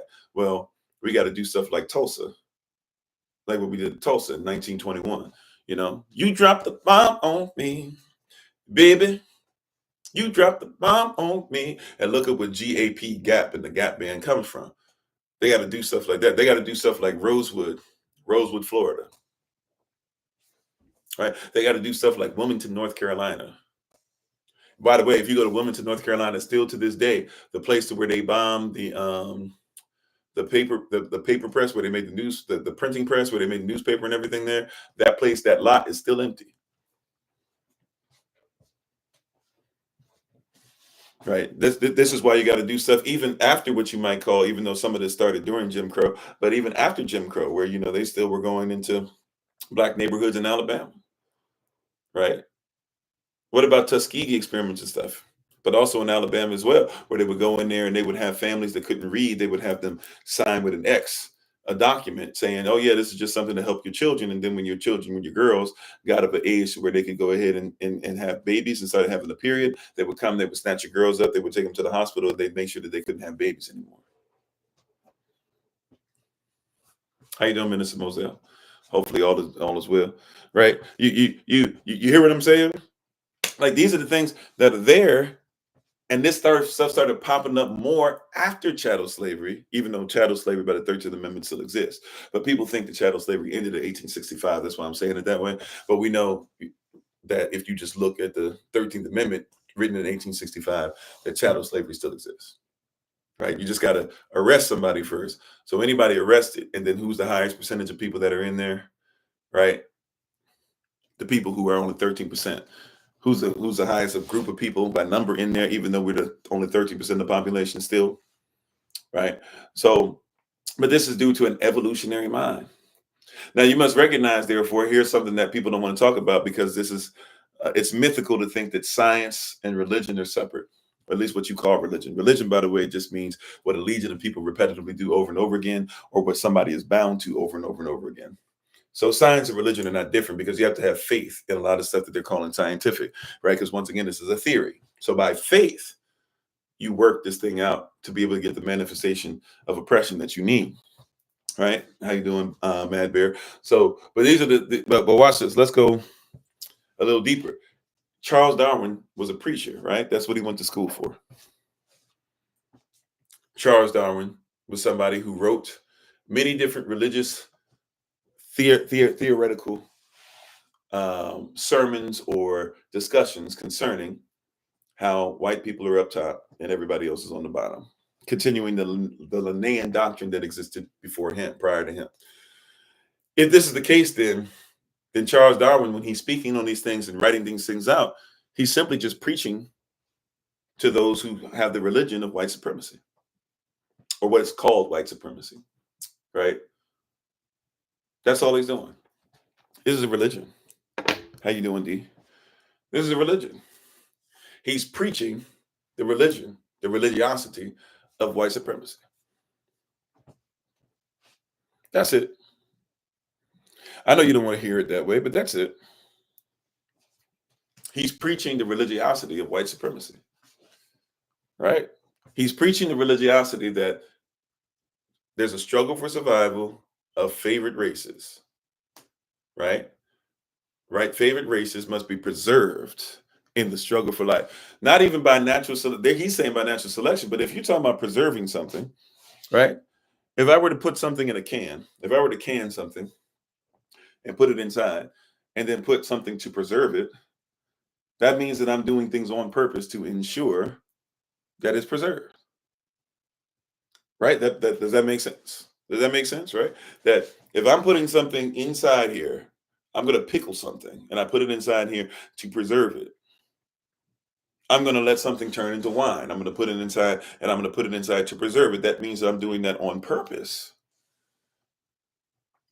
I'm tampering with it. I'm preparing it. I'm cutting it up even. How you doing, Beck MG? I'm covering it up. I'm putting it in a specific position. I'm modifying it. Come on now, right? I'm doing something to preserve, right? If it's natural selection, then why wouldn't nature just select itself? But no, here's the thing. We must recognize what he's saying is we come from these things. And if we want to stick around, we're the higher power, we're the higher form, we come from better things. If they're the first humans, even, then we have come from them. If we came from animals, we came from better animals from them, whatever the case might be. And since we have come from a higher place, a higher standard, a greater power, right? We are the gods, white man's burden, manifest destiny, the doctrine of discovery, the lost cause. Right? Since we come from these places, since we are the people who are going to shape everything, since civilization looks like us, everything, it is mandatory that we make everything look like us in order to preserve us in the struggle for life. This is him preaching the Godspell of racism, the Godspell of Darwinism, the Godspell of this fifth type of evolution, the Godspell of white supremacy. He's a preacher. We forget this. He's groomed for this, y'all. Spiritually or otherwise. He was groomed for this. His whole life got him prepared for this. Everybody saw him and said, yes, his brother's going to come. I'm sorry, his brother-in-law, who's also his cousin, right? Showing more of the Greco-Roman culture that he's going ahead to be living and stuff like that. How you doing? Remember me, right? Shalom to you, right? He's what he thought his purpose was. Come on, right? His younger cousin, who's also his brother-in-law, right? Sir something Gold or something like that. He's going to come behind it, and he's going to write out something called eugenics to be able to make sure that scenes that you see. See, we don't even think about this as being Darwinistic or being of Darwin's family, right? But watch this. You remember that movie, Django? Not the original Django, but the original Django Unchained or whatever, but the Django with Jamie Foxx, right? Redone by what's his face? By Quentin Tarantino. You remember that Django? You remember the scene with he played that scene a little too well, right? But you remember the scene with what's his face with Leonardo DiCaprio? Where he actually legit, by the way, if you don't know, he really did actually cut his hand in the scene. That wasn't fake. He cut it and went through the rest of it or whatever, but actually like had messed up his hand real bad. But you remember that scene where they're sitting there and he brings out the skulls and he starts talking about the 3 dots in the back and the 3 dots and blah blah, and it shows that you're inferior, this and that. He's in the same time frame. He's talking about Darwinistic stuff. He's talking about stuff that's going to be eugenics. Like, this is the same item. This is the same thing. They're putting it right in front of you. This is their story. Right? This is their culture. And thank you for the love. Appreciate it. How you doing, Anthony? This is the culture that they have. He's telling you this is what he used as a reason. He's not talking about Christianity in there. How many scenes, now they might have went to a church building per se, but how many scenes you see him talking about Jesus in that whole thing? And you guys will think, well, that's just modern, they weren't. No, back then, we have to come out. Remember the myth that we talked about yesterday, pseudo-Christianity, people trying to assume these people were Christian. They were not. And by the way, I'm not a Christian. I'm not caving up for Christianity, but I would at least defend some of these people that are out here that are Christian. Some of them, we talked about Christian nationalism. That's the thing. But some of them out here are don't believe in some of this nonsense. We just say every Christian believes. No. Some of these Christians don't believe what Leonardo DiCaprio and them. I tried to say this before. You got to think about a slave owner as being the 1% of the 1% of the 1%, especially the ones you talking about with the plantations, with like hundreds of slaves or 50 slaves or whatever, right? George Washington was one of the richest ones out there. Had at one point, over 100 slaves, maybe even hundreds. I'm not sure. I got to go back over at some point to what is this plantation called over there in Virginia? Mount Vernon. Got to go over there one day again to be able to learn some different things and walk through that or whatever. But you got to recognize, right? You got to recognize George Washington had 100 plus. He considered to be rich, right? Had so much money that he could go ahead and work things out to get part of Virginia and part of Maryland made into what you call Washington, D.C. today, right?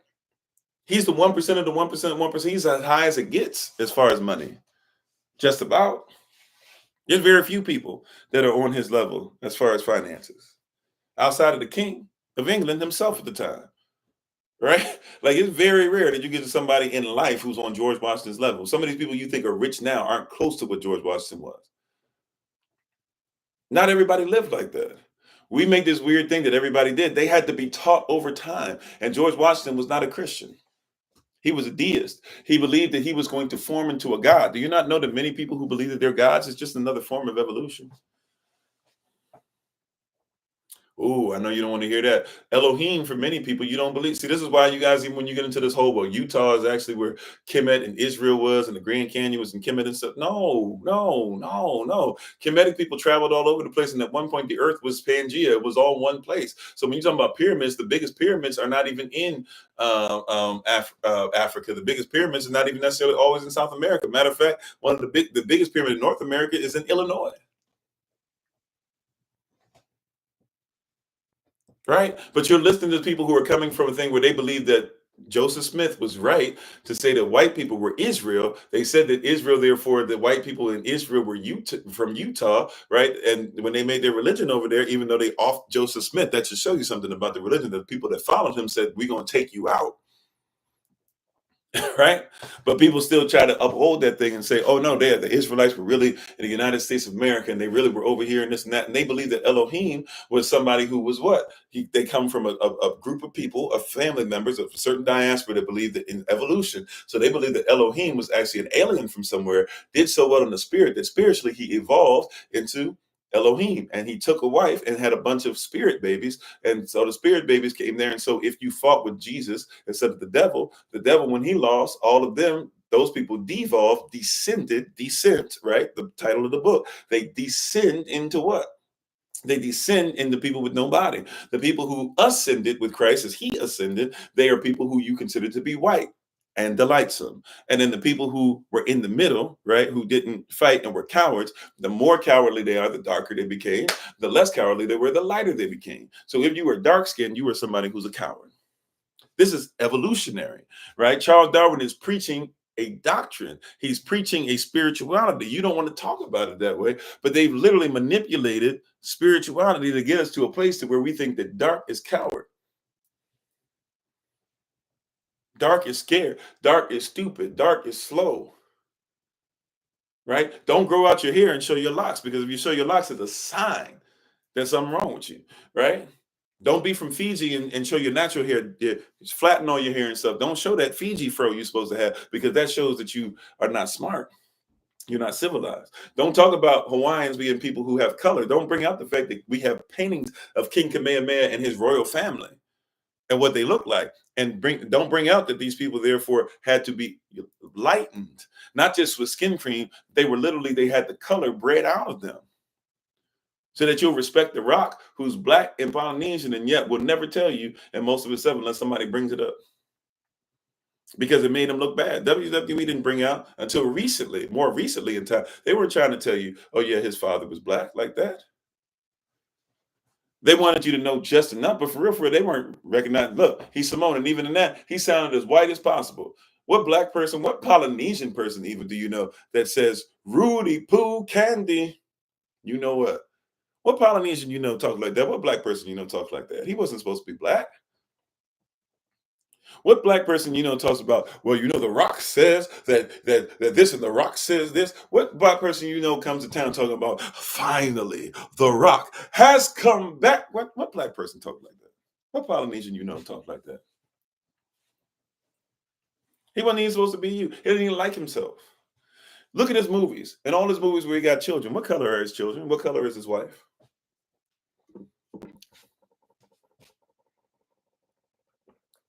Right? Because the evolution has taken the mindset of many to make sure that you think that what is darker is terrible. Come on, you know I ain't lying. Right? Right? Why is it that people don't want to talk? Because there's a myth that no, this evolution is just showing us who. No, evolution. Matter of fact, when did the United States of America even start dealing in evolution? Let's do it like that. Let's do it like that. Do you know when the United States of America even said it was acceptable to teach evolution? Because they want you to believe that you always believed in evolution, especially Darwinism. Darwinism doesn't even take place until 1860s, as far as, or 1859, as we saw with the first book, 1860s with the second book. When does evolution actually start being taught? 1790? I mean, you could say there's certain people who are starting to talk about it, sure, so I'll give you that one. But I'm talking about like in class. When is it that the United States of America started making a push to teach evolution in class? Remember, school, as you know, it really doesn't start till 1900s, and school, its beginnings of it don't really start until you get to, we can go back to Thomas Jefferson. 1960s. Come on, Sister Bree. 1960s. Yeah.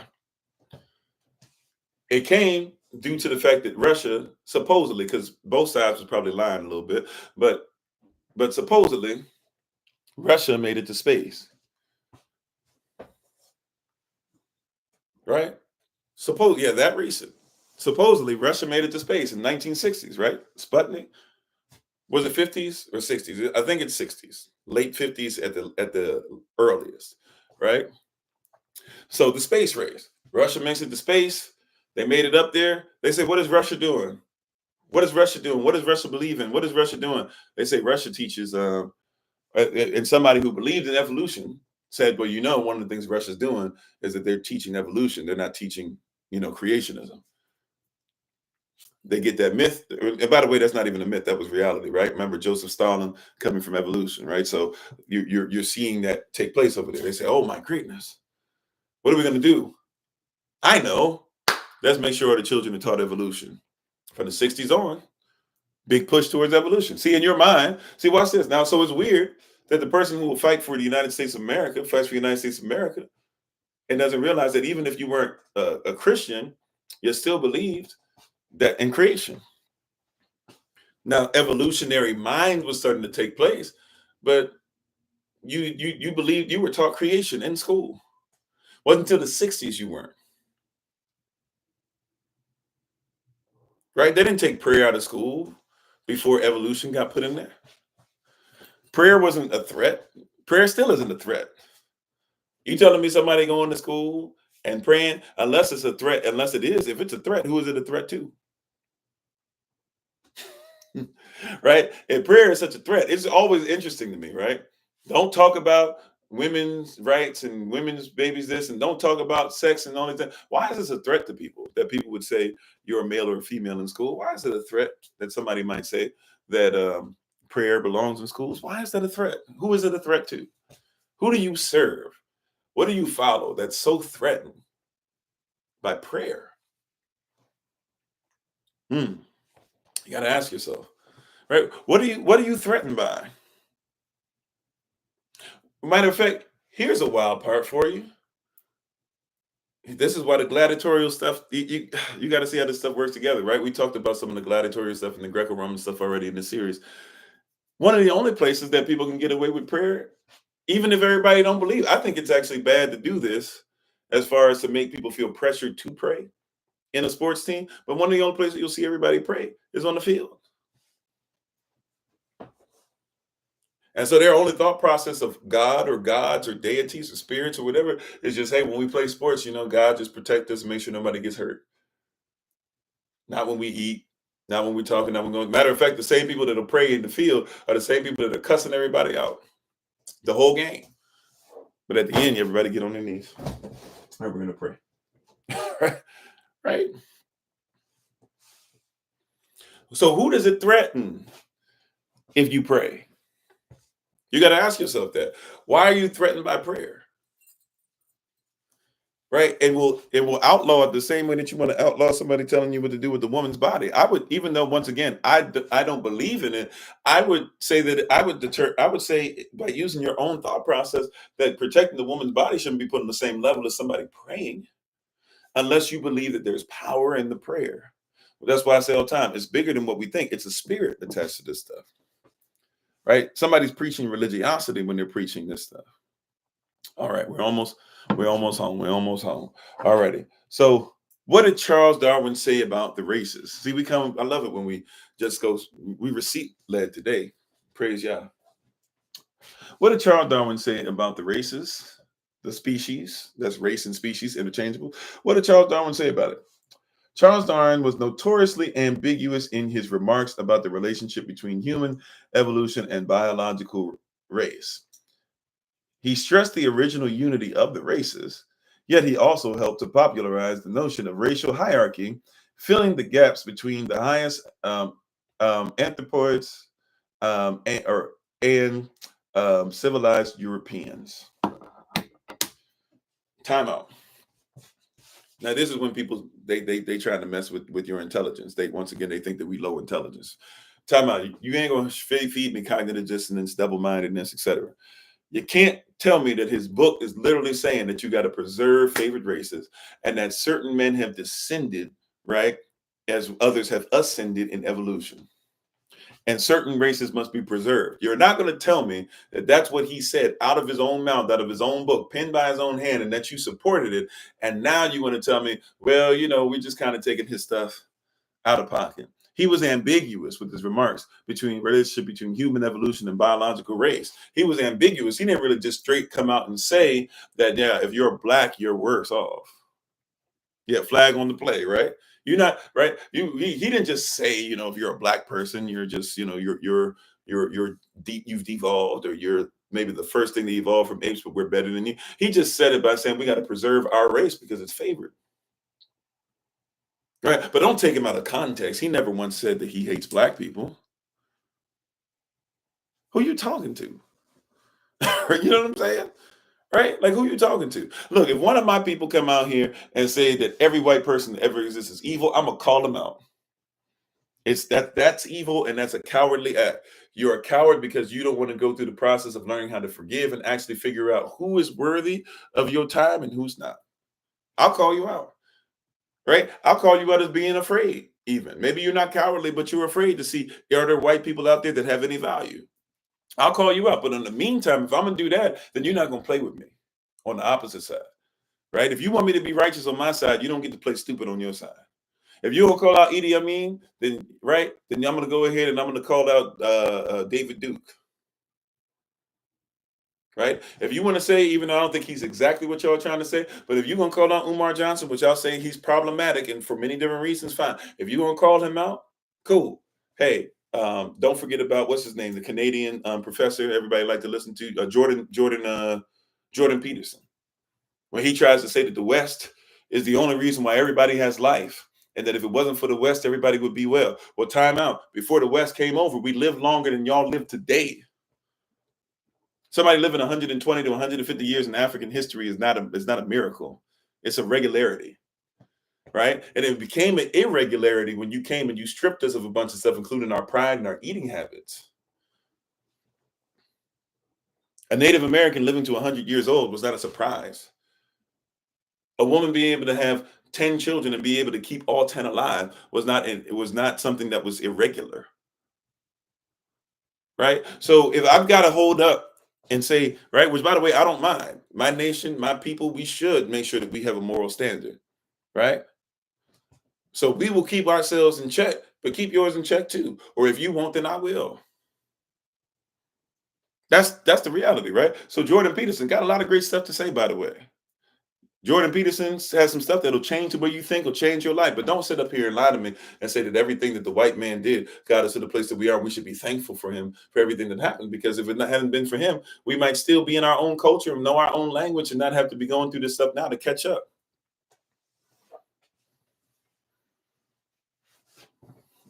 Sad equals standard American debt.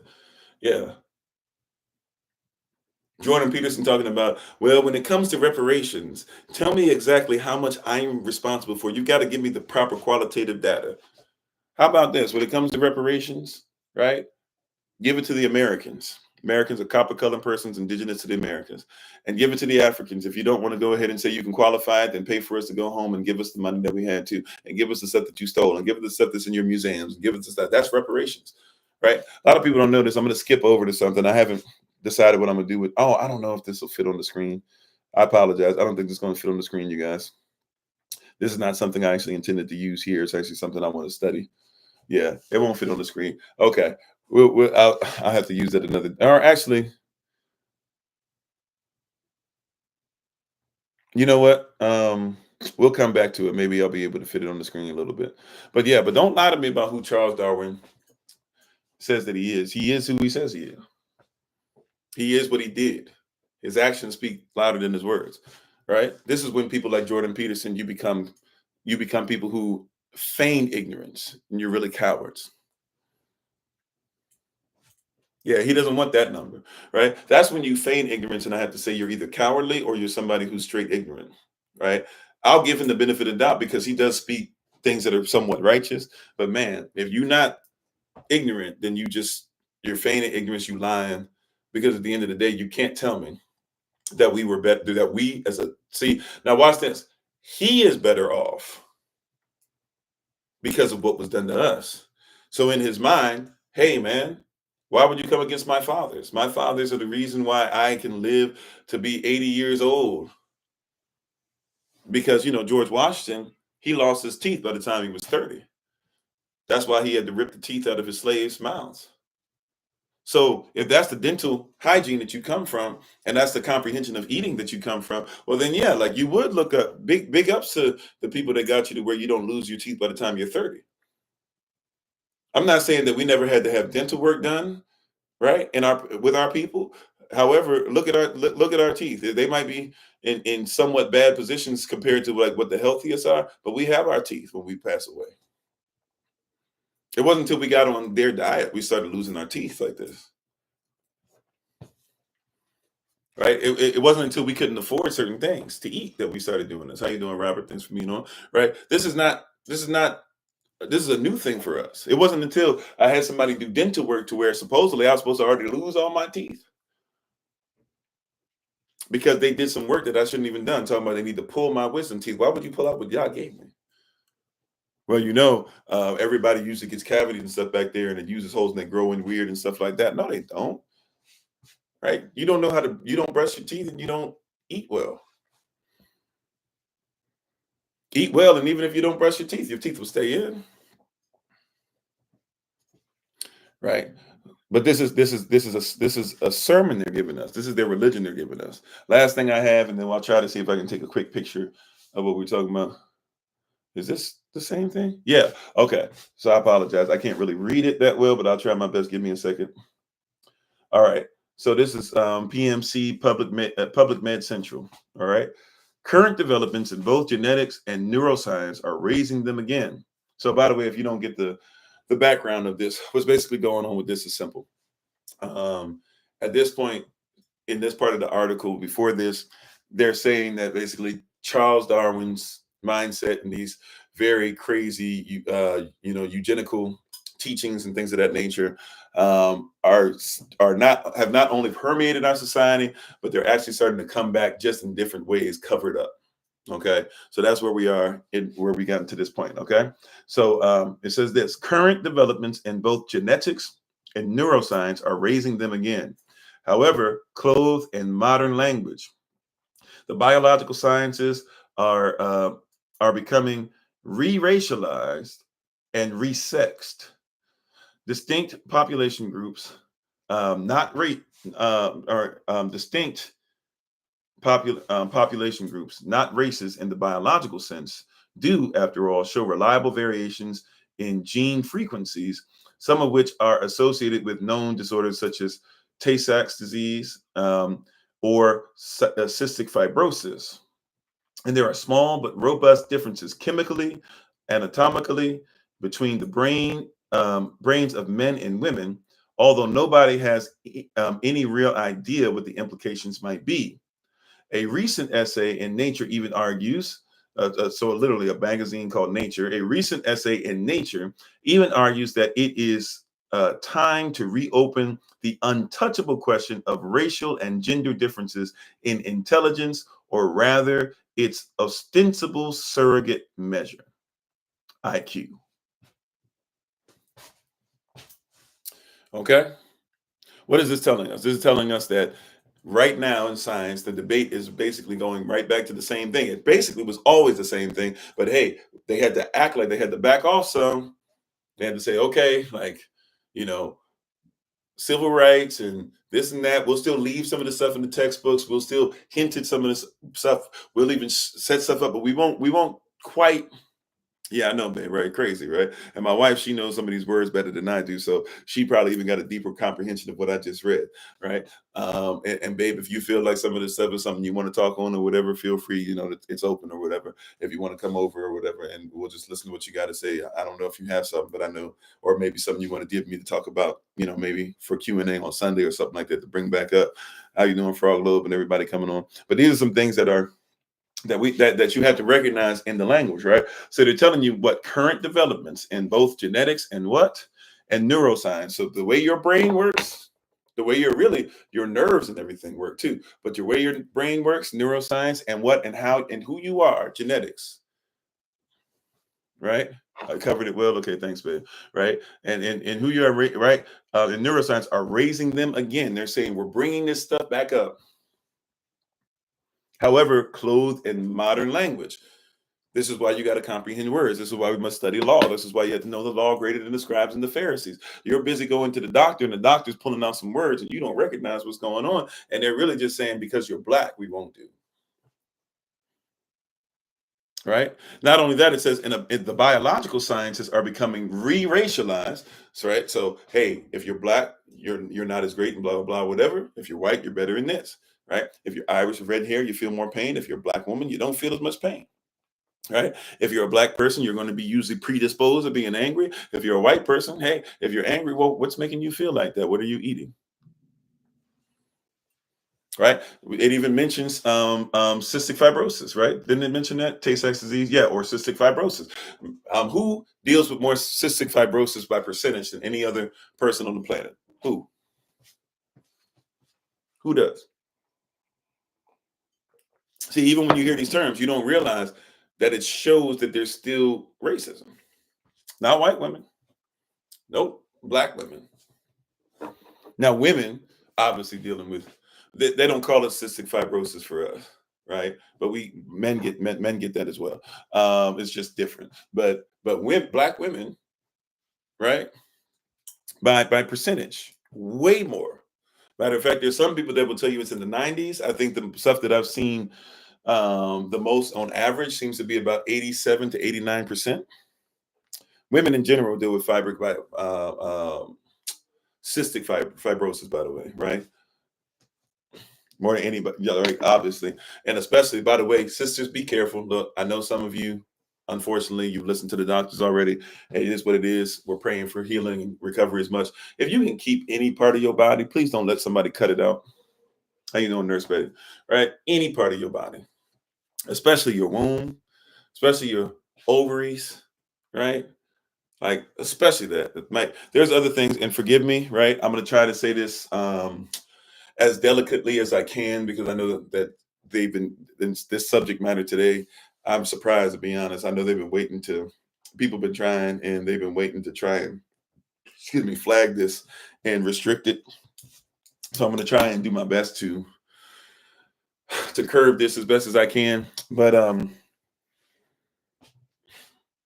if you're looking to enjoy the feeling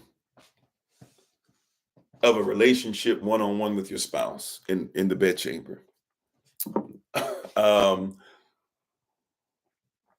you're going to need your ovaries and you're going to need your womb. Right? Can I just say that's one of the that's something that you should enjoy. And even though you might enjoy it to a certain degree, it is. Okay, I'm sorry. Excuse me for that. You were right, Craig. Apparently, I was wrong in that. Okay, I was wrong in that. Apparently, cyber site. Yeah.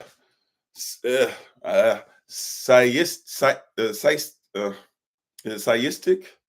Am I saying there? Is it cystic? Cystic. There it is. I don't know why I was struggling with that. Cystic fibrosis is actually highest in white women. Excuse me. Absolutely correct in that, because of the way that people eat. Very high in black women. So if black women have it like 80-something%, then that's crazy. The percentage has got to be for white women. Right. So forgive me for that. I apologize. I was wrong. Thank you for that. Oh, your ex had it. That's where you learned. Okay. So yeah, I apologize. I was not aware of that. It's a problem then for everybody, right? So I apologize. I probably said that 2 or 3 times before I repent of that. I will not say that way anymore. And I appreciate the correction. And thank you, babe, for the correction as well. How you doing, Sister Latoya? So if you want to be in the bedchamber, right, you're gonna need, at least at some point.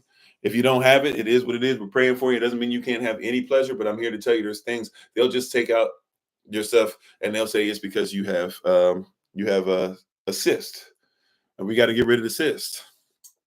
Here's one of the things they don't tell you though: if you get rid of cyst, but once again, and by the way, I'm glad that was actually introduced, because thank you for the correction, baby. Thank you for saying that, Brother Craig, because we often forget too, and this is part of the thing that you have to get out of being white or black, and especially being a white woman or doing the feminist thing and not realizing where it's headed. White women were not considered to be persons really either. They were artificial persons. They were not considered to be part of the people. People means nation. White women couldn't vote. Remember, they're just women. And even when they allowed black people to vote, even though they wouldn't let them vote, but they still allowed, at least on paper, to let them vote, they wouldn't allow their women to vote, which shows you what they think about their women. The same women that they would allow to stomp out property, but they couldn't vote. So you still have to realize like this stuff runs deep, right? And it's about the 1% of 1% of 1% of a particular group of males, right? That's usually what it's going to head to. They got everybody tricked into doing this thing. So I'm thankful for that, because that once again shows us that you got to be careful with this stuff and how it's a spirit.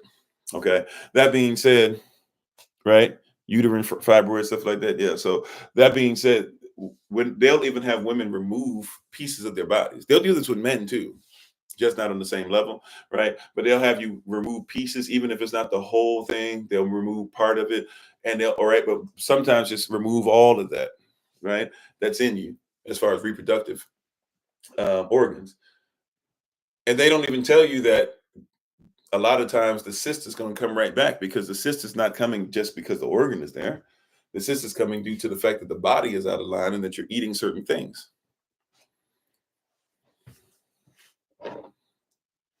Amen, Sister Nadine. Praise God. We're thankful for Elder Amma, right? So even with those things being said, right? Like they'll take stuff out of your body, sis, and they'll tell you, right? They'll take those things out of your body, and they'll tell you, go ahead. See, now you'll be fine. You'll be cancer free. You'll be cyst free. You'll be fibroid free. You'll not deal with the pain. But they're gonna come back even with that stuff gone.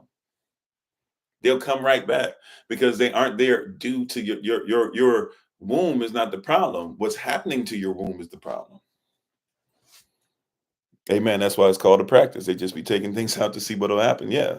Because doctors are not healers, they are practitioners. They practice. And I'm not mad at somebody who practices for righteous reasons, but they don't have to. They just have to practice.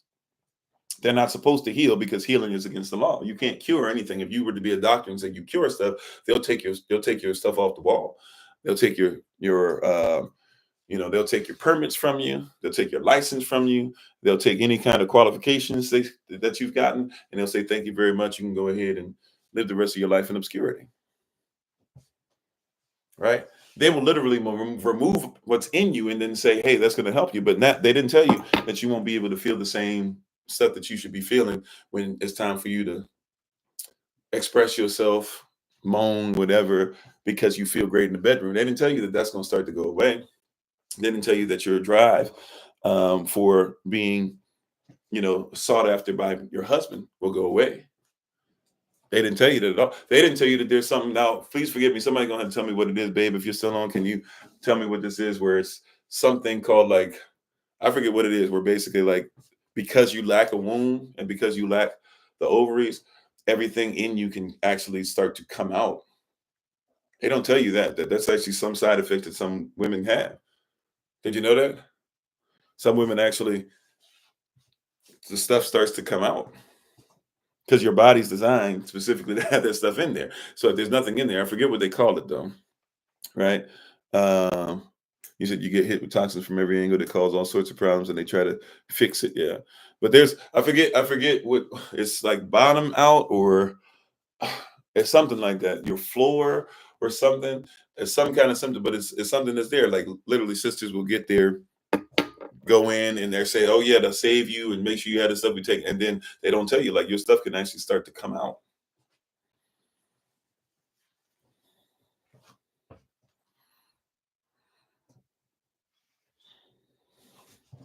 They don't say that, but it's a true state, right? But they just say take the stuff out. But once again, it's re-racialized. And by the way, it gets into other stuff too. If you a sister that comes in, you're more likely for them to say we're going to take out your womb than if you're not.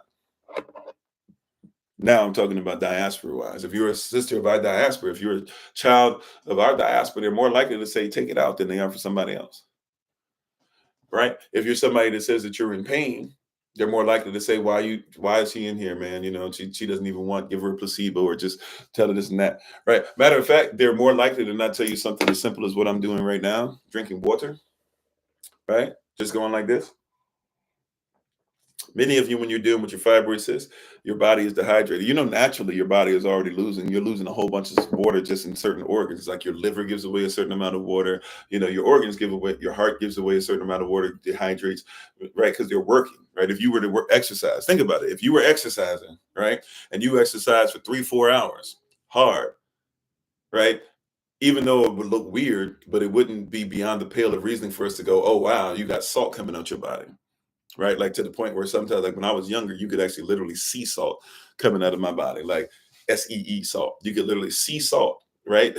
Actually capture it with your vision out coming out my body, because I'd be on the court 4 or 5 hours just by myself, right? So I would literally like look at myself and I would be freaked out. People would look at me and freak out. Like I would actually have salt coming out of my body, right? But I worked that hard, right? Your body loses a lot of water, a lot of minerals, a lot of toxins and stuff as well when it sweats, but your body loses a lot when it's working out, right? Well, if you got a heart working out 24 hours a day, how much water do you think you lose,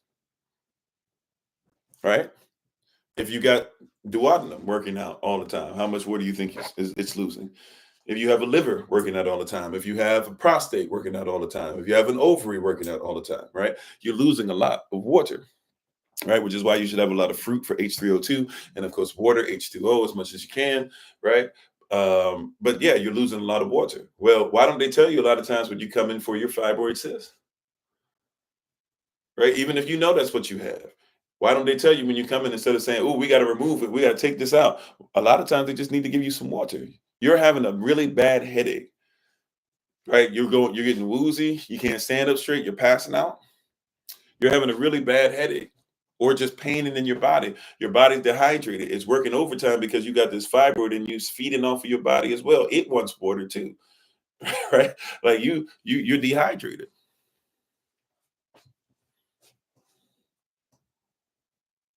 right? You need to know that somebody's sitting up there saying they're going to cut something out, and you might need some water,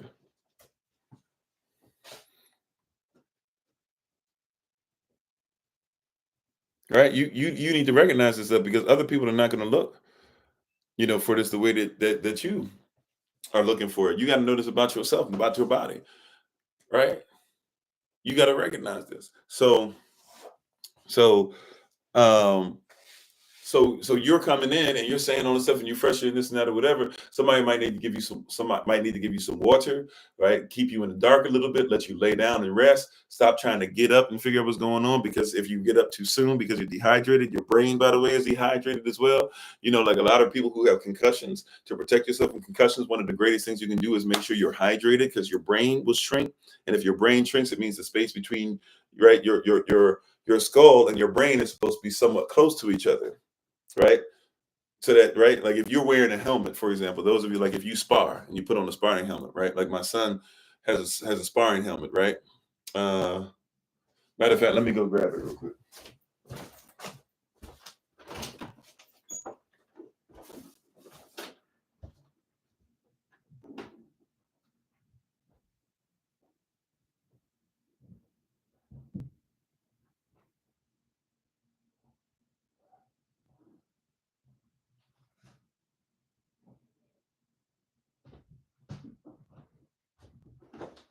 All right. Okay. So, for example, right here we have a sparring helmet. Okay, there's different. I know there's different types of them. This is the kind that we use, right? So he has a sparring helmet. Okay, the sparring helmet is designed to make sure that obviously it protects the head, padding, soft. He'll have a mouthpiece in there as well. He brings it down to protect the chin, all that stuff, right? Works very well, right? Especially for the babies, works very, very well, right? But the brain is an organ, right? And the skull is around the brain, right? So this you want this not only to be on your child's head, you want it to actually be somewhat tight. Because if it's not tight, then what happens? The head is going to move around inside of it. The brain is going to move around more than it needs to, right? So you want this to actually be tight. This is too small for my head, but you want it to be tight on the head, right? Now the same thing is going on with your skull. Your skull is designed to be is literally designed to be able to be a certain distance from your brain, right up on it, as a matter of fact, right? If your brain, so your brain should be tight up in this, right? It should be tight in this. However, right, so if something were to hit this, it doesn't really move. You see I'm moving, it jolts a little bit, but it's not moving, right? But if this is just a little loose, it doesn't even take that much. If this is just a little bit loose, you see the shaking different, right? So if the shaking is different for this, that means really what's going to happen on the inside of the brain is now moving because you're dehydrated, right? So even with concussions and stuff, that happens with dehydration. So the same thing is happening like with you. You get something's going on, your body's sick, your body's dehydrated. Well, guess what? Your brain is not even up against the skull the way it needs to be. So sometimes when you're getting up like that, it's not even just pain or stuff like that. Sometimes it's because your brain, it's a sign your brain doesn't have everything it needs to. You need to make sure that you get some hydration in your life, get some water, get some fruit up in there. But they don't tell you anything, that they just say cut it out. And especially if you look a certain way, they don't even pretend that it matters. And once again, if you talk, remember we just talked about earlier when we started, the NFL literally taught people, or literally used as an excuse to not have to pay people, or try not to pay the NFL players what they deserved during the CTE stuff. The NFL literally came out and said, hey, we're not going to pay for those black players to have what it is that they want. Or we shouldn't, because, black players, we should lower everybody's, right? Or make the average lower, because, black people actually consistently already are predisposed, or have evolved to a place where they're lesser. And so they don't think as highly, right? Their CTE is easier to obtain than it is for white people.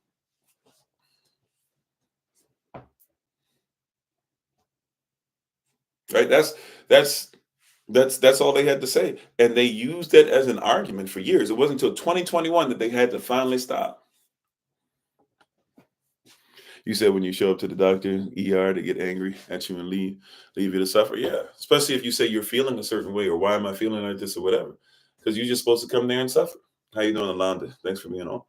Are you supposed to come on? You're just supposed to suffer. Why would you dare talk or tell us how you feel? Because we already have data. We already have statistics. It shows us that you're lying because you don't feel pain.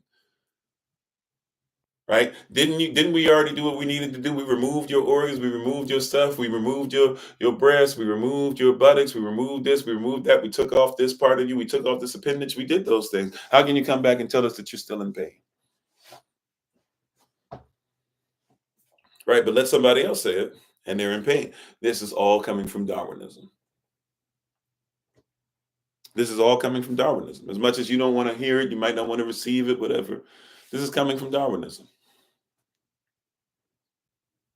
If we would stop playing around with it, and if we would admit what's going on, then we would have it'd be a lot easier to have this discussion. We got to reverse the myth, right? We got to reverse these myths that say that it's all right, it's cool, it's acceptable to continue this foolishness. It was never acceptable, ever. It's not acceptable. And if it wasn't acceptable then, it's not acceptable now. Just because they let it be a regular thing doesn't mean you should accept it. You should have been able to accept it. What does it speak to those who were able to accept it and make this a regular way of life? What does it say about them, that this became a regular way of life to the point to where you're not even supposed to argue it anymore? Right? How dare you come up with an argument? How dare you say that doesn't make sense? How dare you say that science doesn't work? Well, that's not science. You can't prove it. No, we proved it. Why? Because you said it. And this is ultimately where it's going to be really hard for a lot of people to accept how much mythology they're under, because really all it took was somebody said it. The person in power said it, and when they said it, it had to be so. He said the system is very wicked and shows, oh yeah, I lost a twin and stuff like that, and blood pressure. Yeah, right. And then we'll turn around and tell you it's a miracle. Well, yeah, it's a miracle that y'all kept the twin, but what about the fact that it was bad? You're not being a great doctor that caused one of them to not be here. Yeah, a lot of people who are supposedly woke. That's why we said, awake for us is different culturally than it is for everybody else. A lot of people who are supposedly woke, they're the people who are trying to uphold this Darwinistic standards and talking about evolution and all these different things. Will be the same people to tell you that we're wrong to say that males are males and females are females, certain things we should expect and certain things we should raise, especially if it's our culture. See, that's one thing about woke culture that's really weird, because woke culture is supposed to protect culture. At least that's what you thought. But the reality is woke culture, as far as what it's been appropriated into, because woke culture is not what it used to be. If we be honest, right? The word woke existed way before 2014. And even in 2014, stay woke was just saying specifically about a particular case, right? Somebody had lost their life. It was police brutality. Somebody just said, stay woke, pay attention. Right now, right, even wokeism has become something where it's not even what it's supposed to be. Just like BLM was never about Black lives, right? They have BLM week. Did it already pass this year or not? I'm not sure, but every year they have BLM week. And when they have BLM week, on whatever level of grade it is, it's a pyramid. 13 things supposed to be in the pyramid. And you'll discover that only 4 of them even talk about Black people. And it'll just start out by saying something along the lines of, well, Black families must be protected, but there are many types of families. Black women should be protected, but there's many different types of women, right? It's not even for us, right? So that's why we always go back to the origin. Give me the origin every day, right? What did it actually mean? Where did it come from? Even if it's changed into something that you might deem to be greater, I still want to know where it came from, what the spirit of it is, and if you still upkeeping those spirits. Yeah, BLM was a political institution which basically stole from a lot of people. It became that, sure. Right. It's like the NAACP. Can we say that the NAACP has never done anything for one Black person? Of course, that's foolish. But the NAACP was never for Black people. At least it was never led by Black people. The first Black president of not a chapter, but of the NAACP didn't exist until like 2021, 2022. So, right. So like it's, you see what I'm saying? I want to go back to the origin. Can I say that there's some great things at NAACP? Matter of fact, Candace Owen, not Candace, is her name? Her name is Candace Owens, something like that. Candace Owens was helped by the NAACP when she needed to go ahead and sue for injustice done to her in school. Somehow, some way, now the NAACP is something that she can't stand, but she used the NAACP and she'll never bring that up, right? So it's never as straightforward, I guess, but at the end of the day, when you got the spirit, you got the culture down, you comprehend what's really going on, it's a lot easier to catch this stuff. All right. But yeah, so we're continuing in this series. We'll continue tomorrow in our series. I'm not 100% sure exactly which direction we're going. If we're going to go into some native stuff tomorrow, if we're going to go into some more African stuff. We've been kind of mentioning a bunch of stuff, but we haven't really centered. We've kind of been very Greco-Roman centered for the most part, Greco-Roman, English, American centered. Even I think even with today's discussion, we talked about how it goes into different places and different atmospheres, different countries. But I'm not sure which direction we'll go tomorrow, but we'll continue the series tomorrow. Don't forget, we're coming up closer to March 13th, where we're going to begin to take the leaven out of our home. Also, don't forget tomorrow, brothers, 7:00 p.m. Eastern New York time, we're going to have our men's meeting. Don't forget, everybody, we're going to do our watch party tomorrow at 12:30 p.m. Eastern New York time. That means you must have the Clapper app, CLAPPER. We're going to try it out there because hopefully, prayerfully, we shouldn't have any interruptions, anybody trying to take stuff down or whatever on that app. So we should be fine. Please download it, the Clapper app. We'll try to make sure we put it up on all the social media platforms more than we already have. But just try to download that and be there at 12:30 p.m. Eastern New York time. It's the same name, Kofi_Ofori. Or you can look up hashtag find Kofi. You should be able to find it. Or literally just look on your social media, look on the Google Calendar invite that'll be out and click on there, click on the link that'll be on there or copy and paste it, whatever you're going to do. You should be able to, it'll be in the description for the meeting.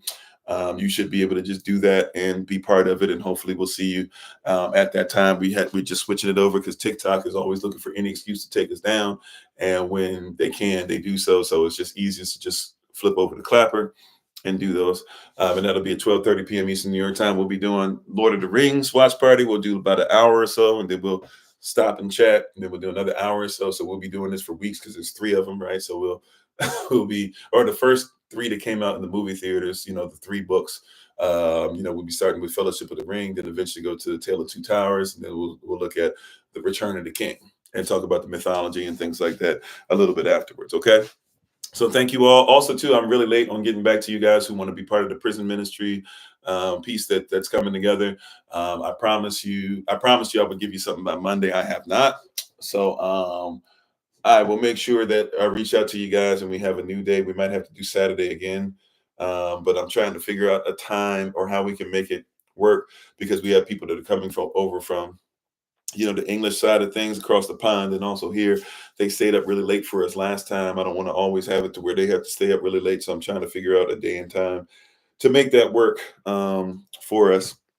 So we might have to ask them to sacrifice one more time, and then we might need to sacrifice on our end for them, if that makes sense. All right. But we'll try to have more information. I know there's others that missed the meeting or want to be a part of it or whatever, or even might have issues with your family members that you want us to make sure that we start taking note of when we start reaching out to people. So we're going to do those things.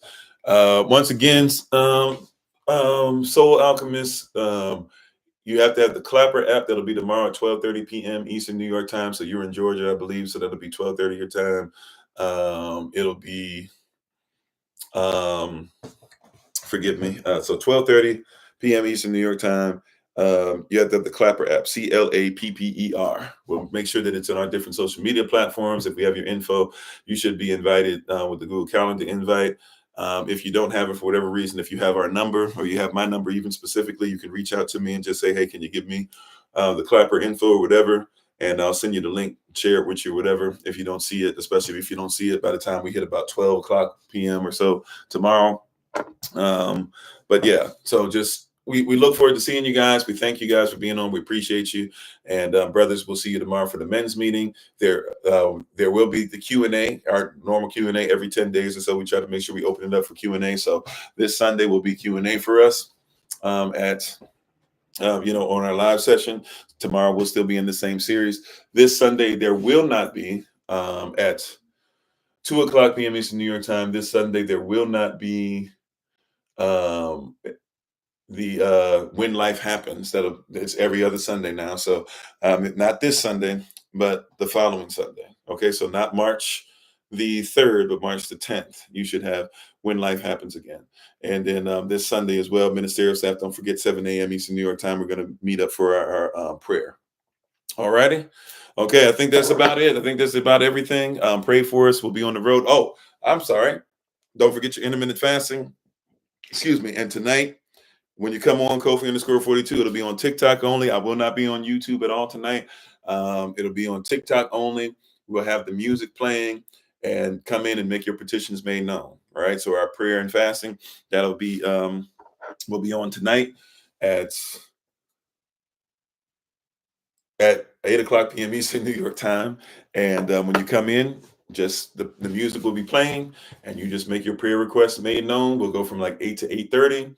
And then once the music ends, we'll go ahead and in the in the session. So feel free to join us tonight, and thank you for joining us in intermittent fasting. If you've been doing so already this week, prayerfully you'll be able to get all the answers that you've been looking for and seeking Yah for, and what you've been opening yourselves up to.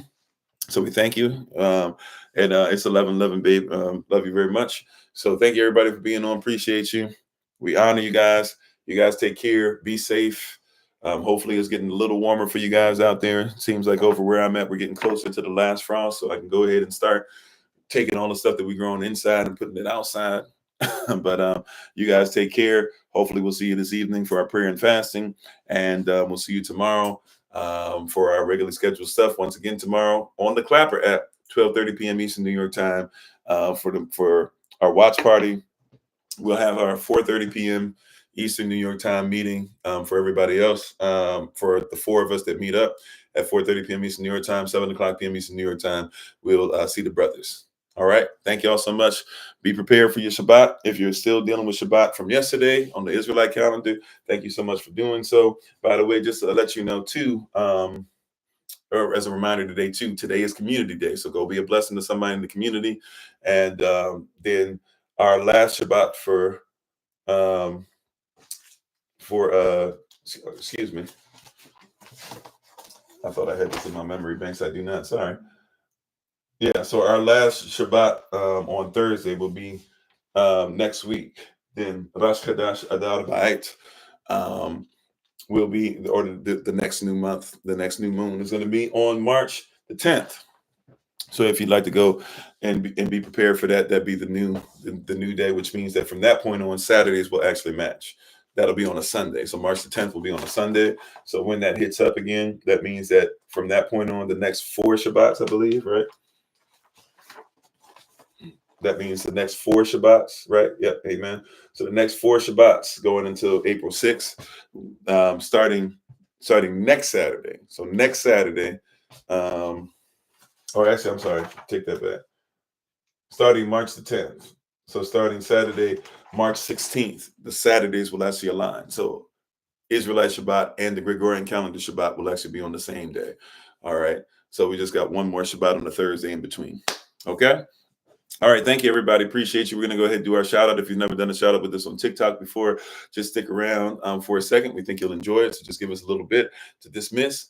And thank you, everybody, for sitting through. Don't forget to get with Sister Renee if you need to go ahead and make your down payment. If you're going to be going on the Women in Red cruise with the sisters or whatever, you'll have from whenever you make that $100 down payment to the end and to August to make the payment all together. You're not making it to us. So I'm going to say that again. Make sure you get in touch with Sister Renee. You can reach her at the SOC. It's actually in the description. Should be on the description on Facebook and YouTube. On TikTok, just listen to it's soc.secretary082@gmail.com. Once again, that's soc.secretary082@gmail.com. Once again, that's soc.secretary082@gmail.com. All right. So if you guys can go ahead and do that for us, we greatly appreciate it. And we're thankful. How you doing? Everybody's coming on. So make sure you check that out if you need to go ahead and get in touch with her. It is a Friday, so she gets ready for Shabbat starting at she gets ready for Shabbat, and she's in Shabbat mode starting at 6 p.m. Eastern New York time. So if you can get to her today, it's got to be before that time. I know she's on Central Time, but I'm gonna just say 6 p.m. Eastern New York time to make sure that she's not getting bothered too much towards when it's time for her to really start preparing and shutting things down. So if you'd like to talk to her today, please feel free to do so. Other than that, please allow her to enjoy her Shabbat and then her weekend. And but if you want to reach out to her, prices vary depending on what you want, how many people are coming, if you're willing to share a room, all that stuff. But you can get something as low as like last time I checked, something as low as like $422. So if you make $100 down payment, that means you would have like $322 to have to take care of in between then and August, right? Some people have already paid off their whole thing, and that's going to be December 6th through the 9th. A nice getaway for the sisters, and really everybody is invited. Children, men, women, everybody's invited. It's obviously going to focus on the women if you come, but there'll be plenty of stuff to do, even outside of just obviously the women meeting up and stuff like that in the common area that we'll have and stuff like that. So we thank you guys. We appreciate you. We honor you. And we hope that you guys continue to do great things. We'll go ahead and do our dismissal. If you're on TikTok, once again, just stick around for the shout out. If you've never done one with us before, we think you'll enjoy it. So as always, it's been Pastor Kofi, Pastor Servant to Christ, where we are always changing lives one mind at a time, but being a voice of the voiceless and speaking the unspoken. We give our honor and praise to the Most High.